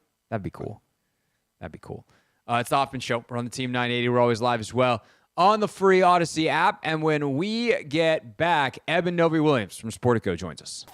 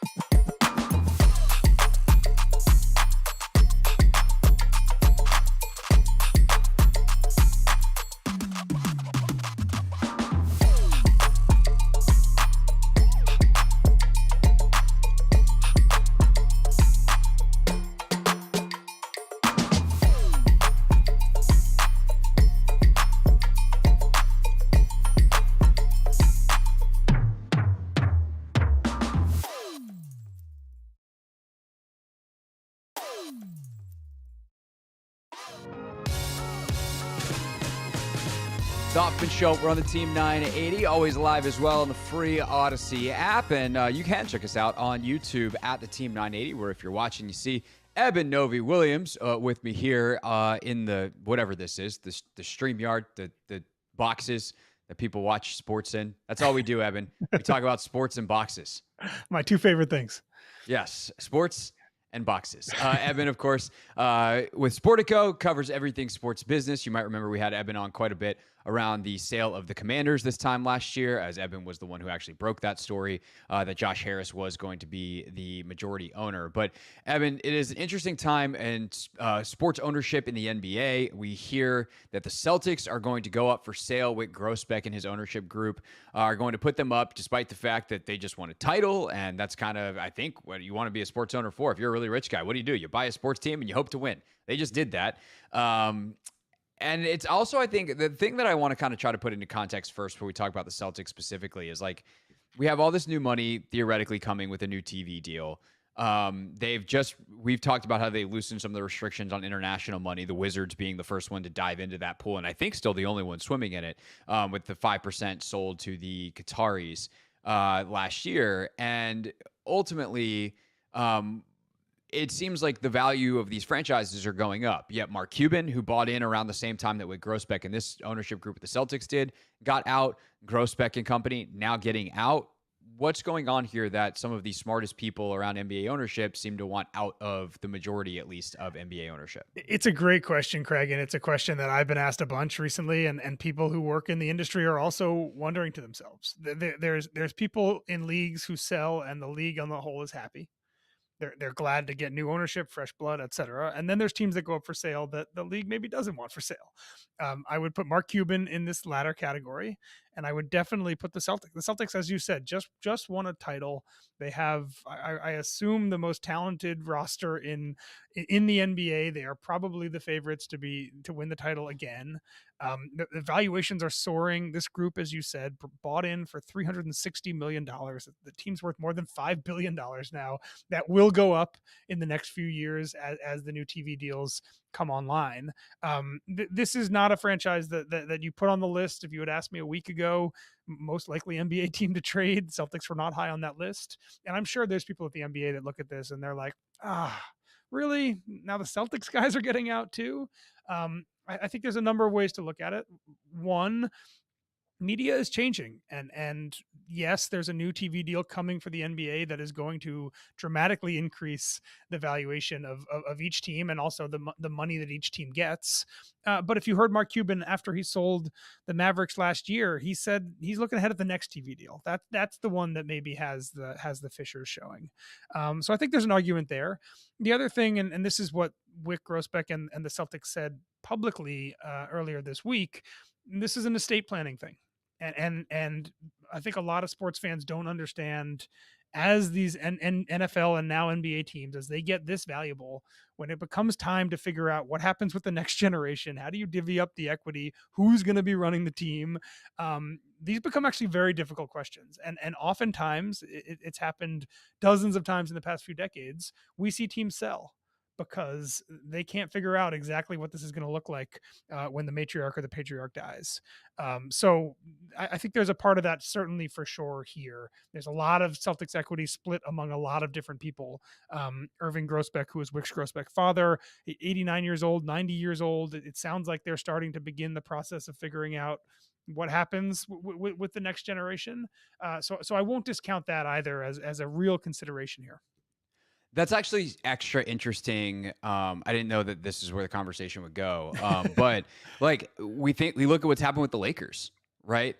Jerry Buss dies, and there was a huge power struggle between the kids, even though it was always kind of left to Jeannie to an extent. But like you have all of this capital and all of your net worth tied up in the Lakers, which is good if it's one person, because as we found out with Daniel Snyder, if you wind up selling the team, it's worth a lot of cash. And even though Dan Snyder would have liked to hold on to the team, he at least walked away with $6 billion in cash minus whatever debts he owed. And we'll see what else happens with Dan Snyder. But point is, like, once the cash got split, whatever equity was split between the Buss children, they really struggled, and they are now seen as like the mom and pop shop of the NBA. And I am curious if that's something where Wick Grossbeck is like, we've got this great thing going. Look at our chief rivals historically in the Lakers and how bad it is. We want to avoid that. Like, I'm curious, as if you've poked around ownership circles in the NBA, like, is anything along that conversation come up with the Lakers as a reason why they've fallen into whatever hole they're in right now? Yeah, I think it's a great comparison. The Lakers have had, as you said, some very public disagreements between Jeannie and her brothers. I know more about this on the NFL side because those valuations historically have been way bigger, so it's something I focus more on. The Chicago Bears are the example everybody points to, controlled right now by Virginia McCaskey, who has a voting trust that lets her vote for the shares of all 13 of George Halas's grandchildren. When she dies, she's 90 something years old.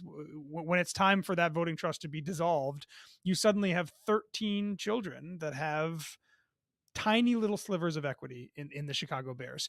The NFL has stricter rules on how ownership can be structured than the NBA does. So at some point, the McCaskies will need to, at some point relatively soon, will need to reconstitute that equity among a single person or a voting share that a single person controls in order to keep the Bears in the McCaskey family. So there's a lot of things like that happen where there's voting trusts that happen, and then you get it one generation deeper. It's a bigger deal in the NFL, not just because valuations are bigger, but as you know, Craig, those teams sell so much less frequently. So you have half the NFL has own these teams for multiple generations at this point. And some teams like the Giants and the Bears own the team for 100 years plus. So it becomes harder and harder as you have this $7 billion asset when you go from one owner to 3 kids, from those 3 kids now to, let's just say, 9 grandkids. And then you go from those 9 grandkids to 27 great grandkids. And suddenly the pool of money, while it is huge, is getting divvied up in incredible ways. Estate tax is a real thing if you can't get around it. Yeah, these conversations are quite tricky. And it's one of the reasons why we've seen it in the NBA a bit as well, but the NFL, in addition to private equity, all these owners are talking about these ownership rules. What can we change? Can we change the 30% rule that one single person has to have in terms of voting control? Can we change and they've lowered the percent that a single person has to have in terms of equity by his or herself? All these ownership rules that are getting loosened right now are happening largely because they're getting down to generations, and it becomes harder and harder to keep an asset. The more people there are in your family that feel that they have a right to it. Eben Novy-Williams, Sportico, with us here on the Hoffman Show. And then the other part of that, though, is just like the sheer cash of paying for stuff. Like, if you are worth $5 billion and now you're split into 2 and you're worth $2.5 billion each, and one of you is no longer involved in the franchise, well, your owner just got half as rich. And so, like, I think that's part of what happens with the Lakers is, like, Jim Buss and the other siblings are like, well, Jeannie doesn't want us around. That's fine. But, like, she doesn't get to then use our money. And all of a sudden, all Jeannie Buss has is her share of it, and the Lakers have a smaller staff and all of those things than the rest of the league in a lot of ways, or in a lot of areas. And part of that is probably because it's not that they're cheap, but they can't afford to pay in the same way that like Ballmer can across town. And so there are real like operational concerns on top of the I don't know whether you call it politics or just like logistics, whatever the type of splitting and voting share argument and points that you just brought up. Totally, yeah. The level of wealth in ownership circles varies dramatically, right? All these guys are wealthy, but Matt Ishbia, who just agreed to put a $4 billion valuation on the Suns so that he could buy the team, is in a different category of wealth than the Grossbecks are. He just is. So you do have a lot of these conversations also just come around to, as all the valuations go up, so do costs. And we can get into the Celtics, right, who are on pace to essentially break the mold for what it costs to keep a great team together. Yeah, those costs are also rising. So I think there's a lot of all of these different things, I'm sure, are playing a role in the decision that Wick and his father and the rest of the Celtics ownership group is going into the decision to sell the team now. So let's get into that, because I saw arguments made both ways on the internet, which is the best place you go for cohesive arguments. Exactly. Yeah, everyone's right. Yesterday, yeah. So on the same day they announced that this sale is, the team is going to be up for sale soon, and it's a long process. There's going to be multiple closings. Ultimately, Grossbeck is not going to give up control until 2028. Is the most important? Yeah, is the most important headline here. But they also announced a 5-year, $314 million extension with Jason Tatum. Brown's got a $300 million contract. They pay Derek White $125. Like, Holiday's got expensive money. Porzingis, like, this is, as you said, a very expensive roster, even with some of the new cap restrictions, the second apron, all this kind of stuff. Does that make, does signing Jason Tatum to a 5-year deal make the Celtics more valuable? Or is that a downturn to an owner because it is a high cost? Because I'd assume that there's probably some truth to shreds on both, or of truth to that on both sides. You guys do valuations at Sportigo. That's probably what you're actually known best for as a company. Is the valuations you put on these teams. So how does it play into the valuation, but then also into the rich guy who wants to buy the team and knows he's got to pay that salary? I think it helps. Part of it, again, kind of depends on who owns the team, right? If it's someone who has more money than God, it's a huge benefit, right? If you reverse the thinking for a second, nobody who bought this team was not going to give Jason Tatum the max contract, right? Sure. There's no scenario, whoever it is, that wasn't going to happen. So I saw some people speculating that there's a buyer in place already because they're shelling out all this money. I don't think that's true. It may be true. I don't know 100%, but I have a pretty good feeling that is not accurate. If it is true or if it's not true, it's like, it has nothing to do with the Tatum contract. That's not a piece of evidence in support one way or another. There was no chance that Jason Tatum was not going to get offered this deal to stay with the Celtics. We always say that new owners don't want turnkey. They want something they can sink a project into. Either that's roster construction, sometimes that's an arena situation, and we can talk about the Celtics arena situation because they don't own it. They're a tenant in it, and that does affect valuations to a degree. But the Celtics roster, for good or bad, and again, depending on the bidder, it probably varies, but this is a plug and play. It's expensive for sure. You might have to make some hard decisions. You may have to pay some pretty big luxury cap fines if you want to keep it together. But there's a whole wealth, and we've seen this recently with a number of new buyers in a number of different leagues. Steve Cohen is a great example. Matt Ishbia is another great example.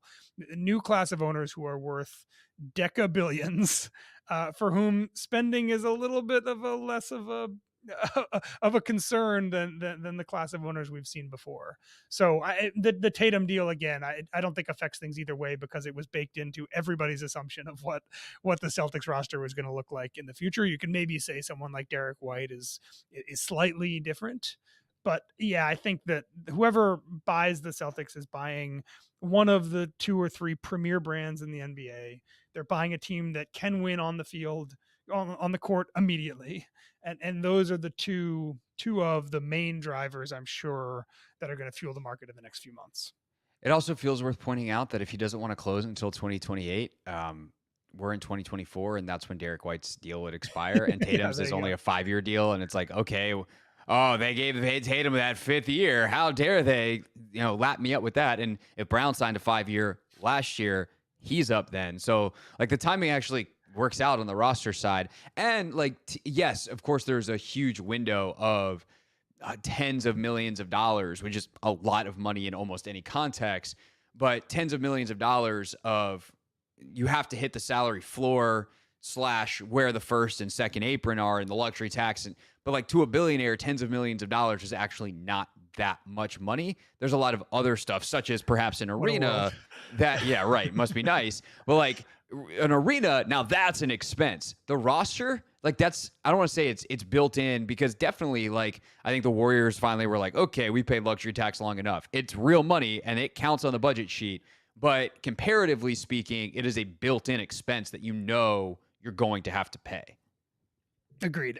And one word of caution I'll say on the 2028, if it is true that it seems like it's true that Wick wants to stay in control until 2028, those can get very messy. You've followed, I know, the Minnesota Timberwolves situation. Oh God! When Alex Rodriguez and Mark Lowry agreed in 2021 to buy that team in 4 successive years of payments, so that Glenn Taylor could get 3 more years of control, and now they're in a legal battle that's going to be settled in arbitration later this year about the final payment. I asked Adam Silver at NBA owners meetings earlier this year if the NBA would ever approve a deal structured like that again. And he didn't say yes, he didn't say no, but he made it very clear that they have approved some deals in the past that maybe they have to think twice about in the future. So I would be curious to see if and when a Celtics deal does happen, if the staying in control through 2028 actually does indeed end up being the end result, or if someone comes to the table with enough money and says, look, I want to be able to pull the strings immediately here. Yeah. Let's just make this really clean. So I'll be curious to see if that sticks around as a requirement, or if, as the market comes and as the bidding starts, if we see that ease off a little bit. And then to the arena piece of all of this, like the Celtics they've been at the Garden forever. Like that site is where the old Boston Garden relatively was, I believe. And being in that site seems to work out quite well for them. I mean, I don't know how much time you spent in Boston. I've been to that arena a couple of times for various things over the years. Like it is a phenomenal location. But teams like to own their own stuff. So what is the arena situation for the Celtics, and how does that affect what someone will pay for them? It certainly affects valuations. The Nets, Joe Tsai, owner of the Nets, just sold an equity piece in the Nets parent company for a $6 billion valuation. Obviously, the Nets are the Liberty, the Nets, and the Barclays Center. So it does affect valuations for sure. I can't imagine, at least any in the near term, a new arena for the Celtics outside of where they're playing. I think the way it maybe affects things the most, I would be curious if we look at a list of hypothetical buyers, and I'm sure they would need outside money, but I would wonder if the Jacobs family, who owns the Bruins and owns the Garden, I wonder if they'd be interested. Because as you're saying, the synergies and the business opportunities when you own both the team and the arena, or both teams and the arena, become more. So I can make an argument that the Celtics are worth more to the Jacobs family than they are to anyone else. So I think that's one aspect that could come into play here. Who knows if Elon Musk wanted to buy the Celtics and spend a ton of money and make a new arena somewhere? Who knows if that would happen? I think that's very unlikely. Welcome to the Moon Celtics. Yeah, like, what are we exactly? Yeah, you have to take the rocket to get there. So yeah, I think in my mind it maybe impacts the interested buyers or interested price, but I'll be interested to see what the end up number is. We haven't really talked numbers here. Craig, Sportico values the Bruin or the Celtics at $5.12 billion, which is less than the valuation on the Nets. Theoretically, there's a premium for buying control, right? Which this Nets sale didn't do, or at least didn't do explicitly. But yeah, if you say plus or minus $6 billion, I don't really know. My gut says under, but we've seen these things get really frothy, and then suddenly there's a huge number that pops out of the back end. So who knows? I could see a wide range of multiple billions where the Celtics could sell, and it wouldn't shock me. In terms of buyers, is there anyone that stands out? Perhaps someone who's tried to buy an NBA team and has been shut out. Obviously Ishbia had just bought the Suns. That thing came together very quickly. With Sarver getting out. So what's the buyer list do we think preliminarily look like? The most obvious one to me is Fenway. Fenway Sports Group owns the Red Sox, owns Fenway Park, owns the Penguins. Fenway executives have been very vocal that they want an NBA team. They have money. They have access to money. They are considered to be the heavy favorites to own the NBA's Vegas expansion team. I know they've done a lot of work on that front. The Celtics obviously have a lot of regional ties to Fenway that would make them interested. I don't know if that's enough for them to say no longer interested in Vegas. Let's try to do the Celtics instead. But they are an obvious one given the proximity, given their access to capital, and their stated interest in the NBA. There's some Celtics LPs that I would wonder if maybe the answer is if they were going to do this, it would maybe be a cleaner transaction and they wouldn't need to go this public with it. But if someone like Steve Pagliuca, a longtime Bain banker, if he wanted to put together a group to buy out his partners, essentially, that would make sense to me, and also would keep some sort of continuity in the team as well. I mentioned the Jacobs family, again, also local, own the arena, which certainly makes the team, I guess, slightly more valuable to them.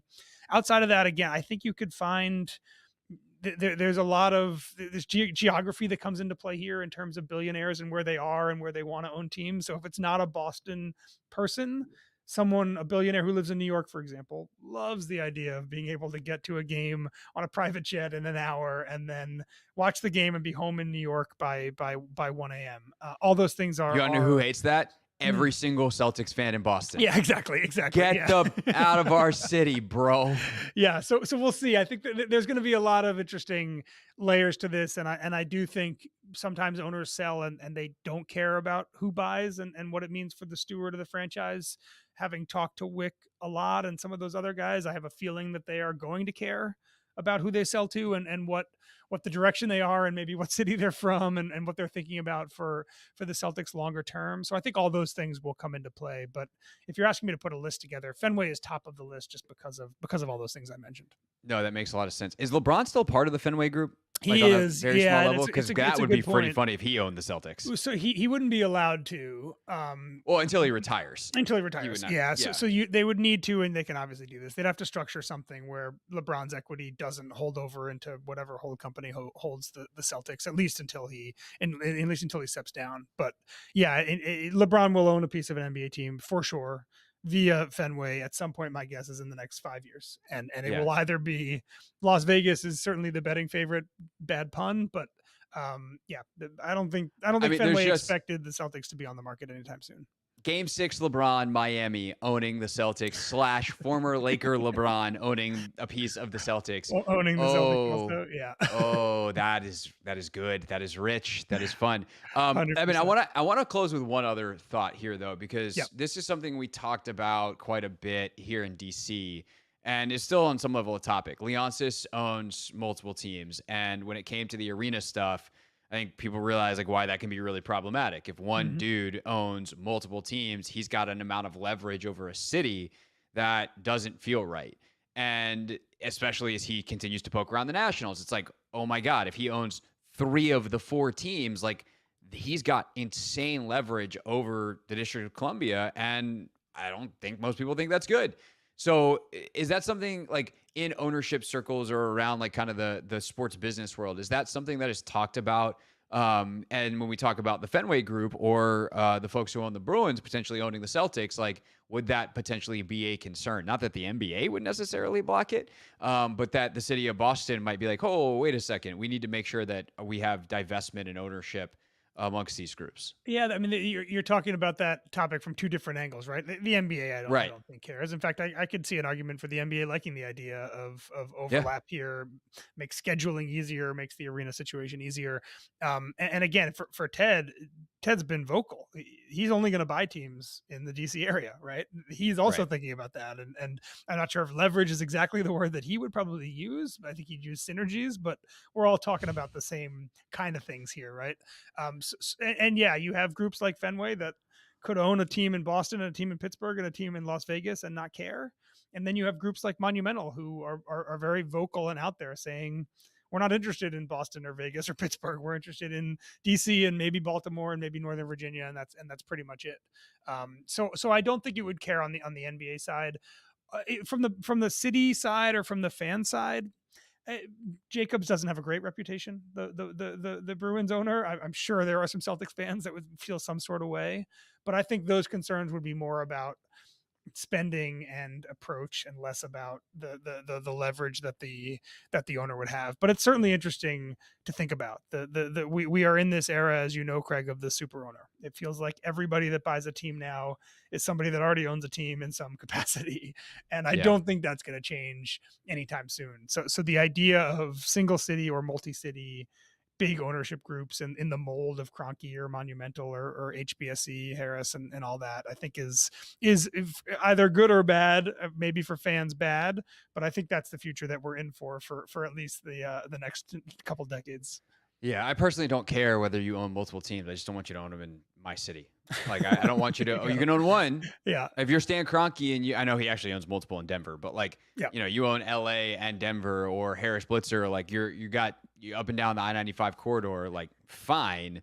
But when it comes time to do the negotiations for arenas and stuff that ultimately affects my, not only like, of course you want a good owner for fandom purposes, but like as a taxpayer. That's where I think it gets really interesting. So something that the city of Boston, hey, Boston, pay attention. Stay on your toes up there. All right. Eben Williams, for more coverage of this, head over to Sportico. Always a pleasure, sir. Thank you. Thanks, Craig.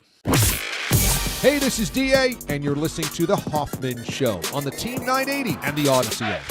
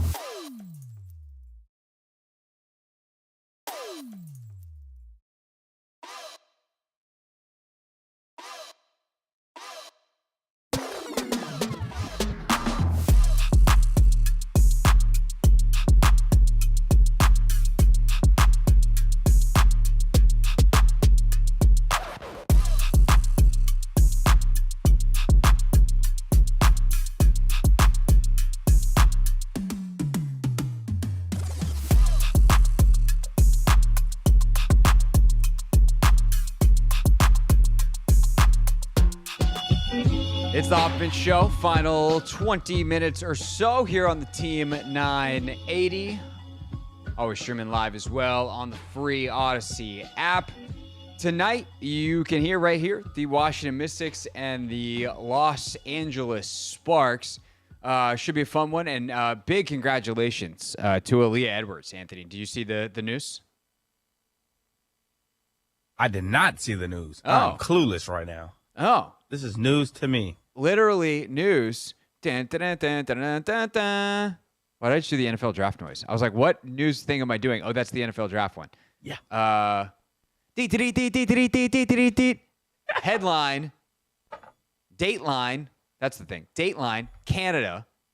Aaliyah Edwards has made the Olympic roster. Oh, that's Team tough. Canada. That's so the tough. Mystics rookie having a sensational year. She's 23 years old, and this will be her second Olympic Games already for Canada. So congrats to Aaliyah on behalf of the show, on behalf of the station.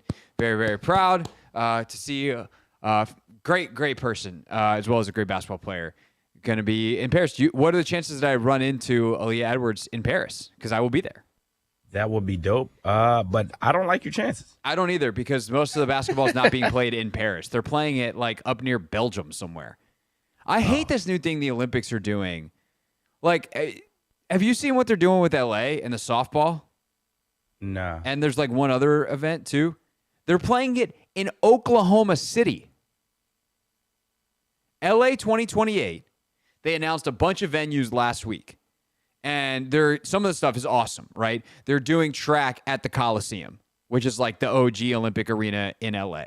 They will do some stuff. They're doing swimming at SoFi, which is going to be unbelievable. They, obviously they just did the swimming at Lucas Oil, the house that Zaire Franklin built.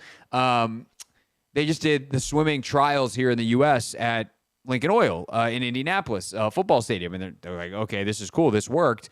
And they're going to do swimming at SoFi Stadium where the Rams and Chargers play. Incredible. Unbelievable. Basketball and some other things, I believe, will be at the Intuit Dome, the new Clippers Arena. Like gymnastics, I think, is at the artist formerly known as Staples Center. That might be flipped. But, like, they're using all these incredible venues in LA. But in the city where Dodger Stadium exists, they have decided that they are going to move softball to Oklahoma City. Now, Oklahoma City is kind of the home for softball because that's where the College Women's World Series is played. And it's an iconic venue, and that's very cool on that level. But the whole point of being an Olympian is, like, you're in the Olympic Village. You get to do, like, the Olympic stuff. You get to go to other events. And these softball players are going to go through the opening ceremonies, if they even get to attend, and then be sent to Oklahoma City on a plane halfway across the country, a distance. I actually looked this up when this announcement came out. The distance between Oklahoma City and Los Angeles is the same as nearly the Russian border and Paris, because the U.S. is so much bigger than Europe. Yeah. You know, states are the size of countries. It's ridiculous. And so, yeah, the long story short, I will probably not see Aaliyah Edwards in Paris because, while it's not all the way to Russia, they have to go nearly to Belgium, to another part of France, to play in the basketball arena there. Both men's and women's, a lot, until they get to, like, the semifinals, I believe, are, like, all outside of Paris. It's ridiculous. Yeah, that's messed up. So they won't eat the food. They won't. I mean, it'll still be French food, but it won't be Paris. Yeah, it still ain't. It just isn't the same, though. No. Not the same experience. It's not fair. No, it's very, very silly. The competition will take place. Wait, hold on. Teams will be competing for the last ticket. Oh, that's the last chance qualifiers. I was like, Valencia, Spain. I don't think it's that far. The last chance qualifiers are coming up in Valencia, San Juan, Athens, and Riga, which is in Latvia. But no, the Bercy River, or the Bercy Arena, will host the knockout stage for basketball, and that one's in Paris. That one's, like, right on the main river through Paris. But one is about 2.5 hours outside of Paris, which is Pierre Mauroy Stadium. That was terrible French. I need to do my Duolingo today. It's located in Lille, more than 2 hours from the capital city. The venue includes a retractable roof, though, which is cool for basketball. Yeah. It's actually the home of professional, like a soccer club. And they're turning it into a basketball arena. And then they go to Bercy Arena in Paris. So what are all the sports that you'll mainly, I guess, access or be able to see? We do have one women's basketball game, I believe. I don't think it's the gold medal game, but it might be. So there's a chance. I mean, Canada's got some ballers. So the gold medal game, hey, I'd take it. Yeah, for sure. We do have the gold medal women's soccer game. We also have a women's soccer semifinal in Lyon. So we are taking a trip outside of the city to go to one of these, but we're gonna go to Lyon, not Lille, or Lille. God, I hate French. I can't wait to be done pretending like I know how to speak any of it. Going right back to Spanish on Duolingo and see if I can actually do a language that I am decent at. There you go. Because it'll be tiempo, Anthony. It'll be time. It will be time. If you know, you know. How did I catch it straight in all of this, man? God dang. Also, we have a day of track. I keep looking at swimming, and I keep looking at we would really love to go to beach volleyball because they're playing it in the shadow of the Eiffel Tower, basically, but tickets are insane. Track, we're gonna get we get to see Sid run in the prelims. That's lit. And we get a couple. I think we get Noah Lyles too. I think we have the 200-meter prelims. So we have like one gold medal final. I can't remember. It might be like the 1500 or something like that. So we got some cool stuff. Got some field event finals. I love track. So nice little 2-hour stretch of solid competition as we bake in the sun at Olympic Stadium en Paris. Don't forget Mystics in action tonight. against LA. If you're driving around late night, you can catch it here on the Team 980. A couple other cool good W games tonight as well. Quick preview as well as the rest of the night in sports. Get you set. Next, it's the Hoffman Show wrapping up here on the Team 980.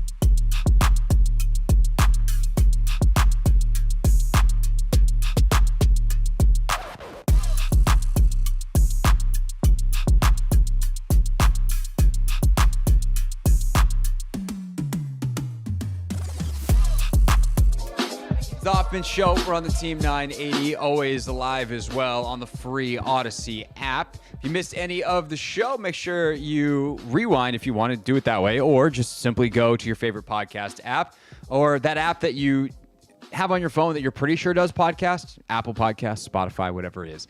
You can become a podcast listener on demand, anytime, anywhere. Nice and easy for you.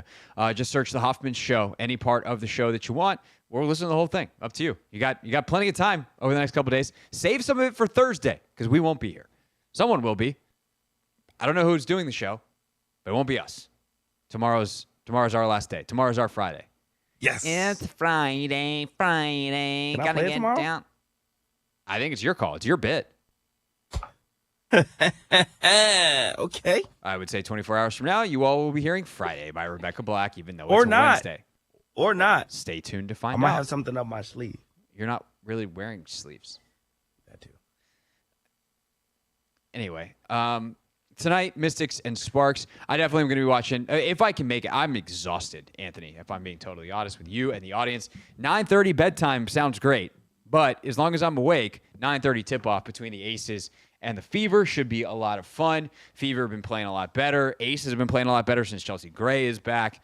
By the way, great stuff on social media with both teams and something they're doing for a young child, Make-A-Wish, who has been following Caitlin Clark and Kate Martin in Iowa. So really cool stuff all around that game if you want to feel good on a holiday week.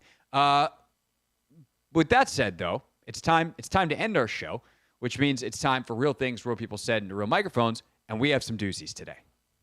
Real things. We're not going to suck this year. Real people. 5 and 11, not very good. Said into real microphones. You know, the culture is actually damn good. All right, Anthony. What do we got? We got a magic hat full of stuff today. Give me a couple options here. So we have another birthday today. Should we start there? Oh, we got a birthday? Yes, so my birthday was yesterday. Uh-huh. Zaire's birthday is today. I did see that. So the coach, they went on social media and they basically put a collage of sounds and noises that Zaire makes throughout the course of a game. And that sounds terrifying. Let's play. Here's how it sounds.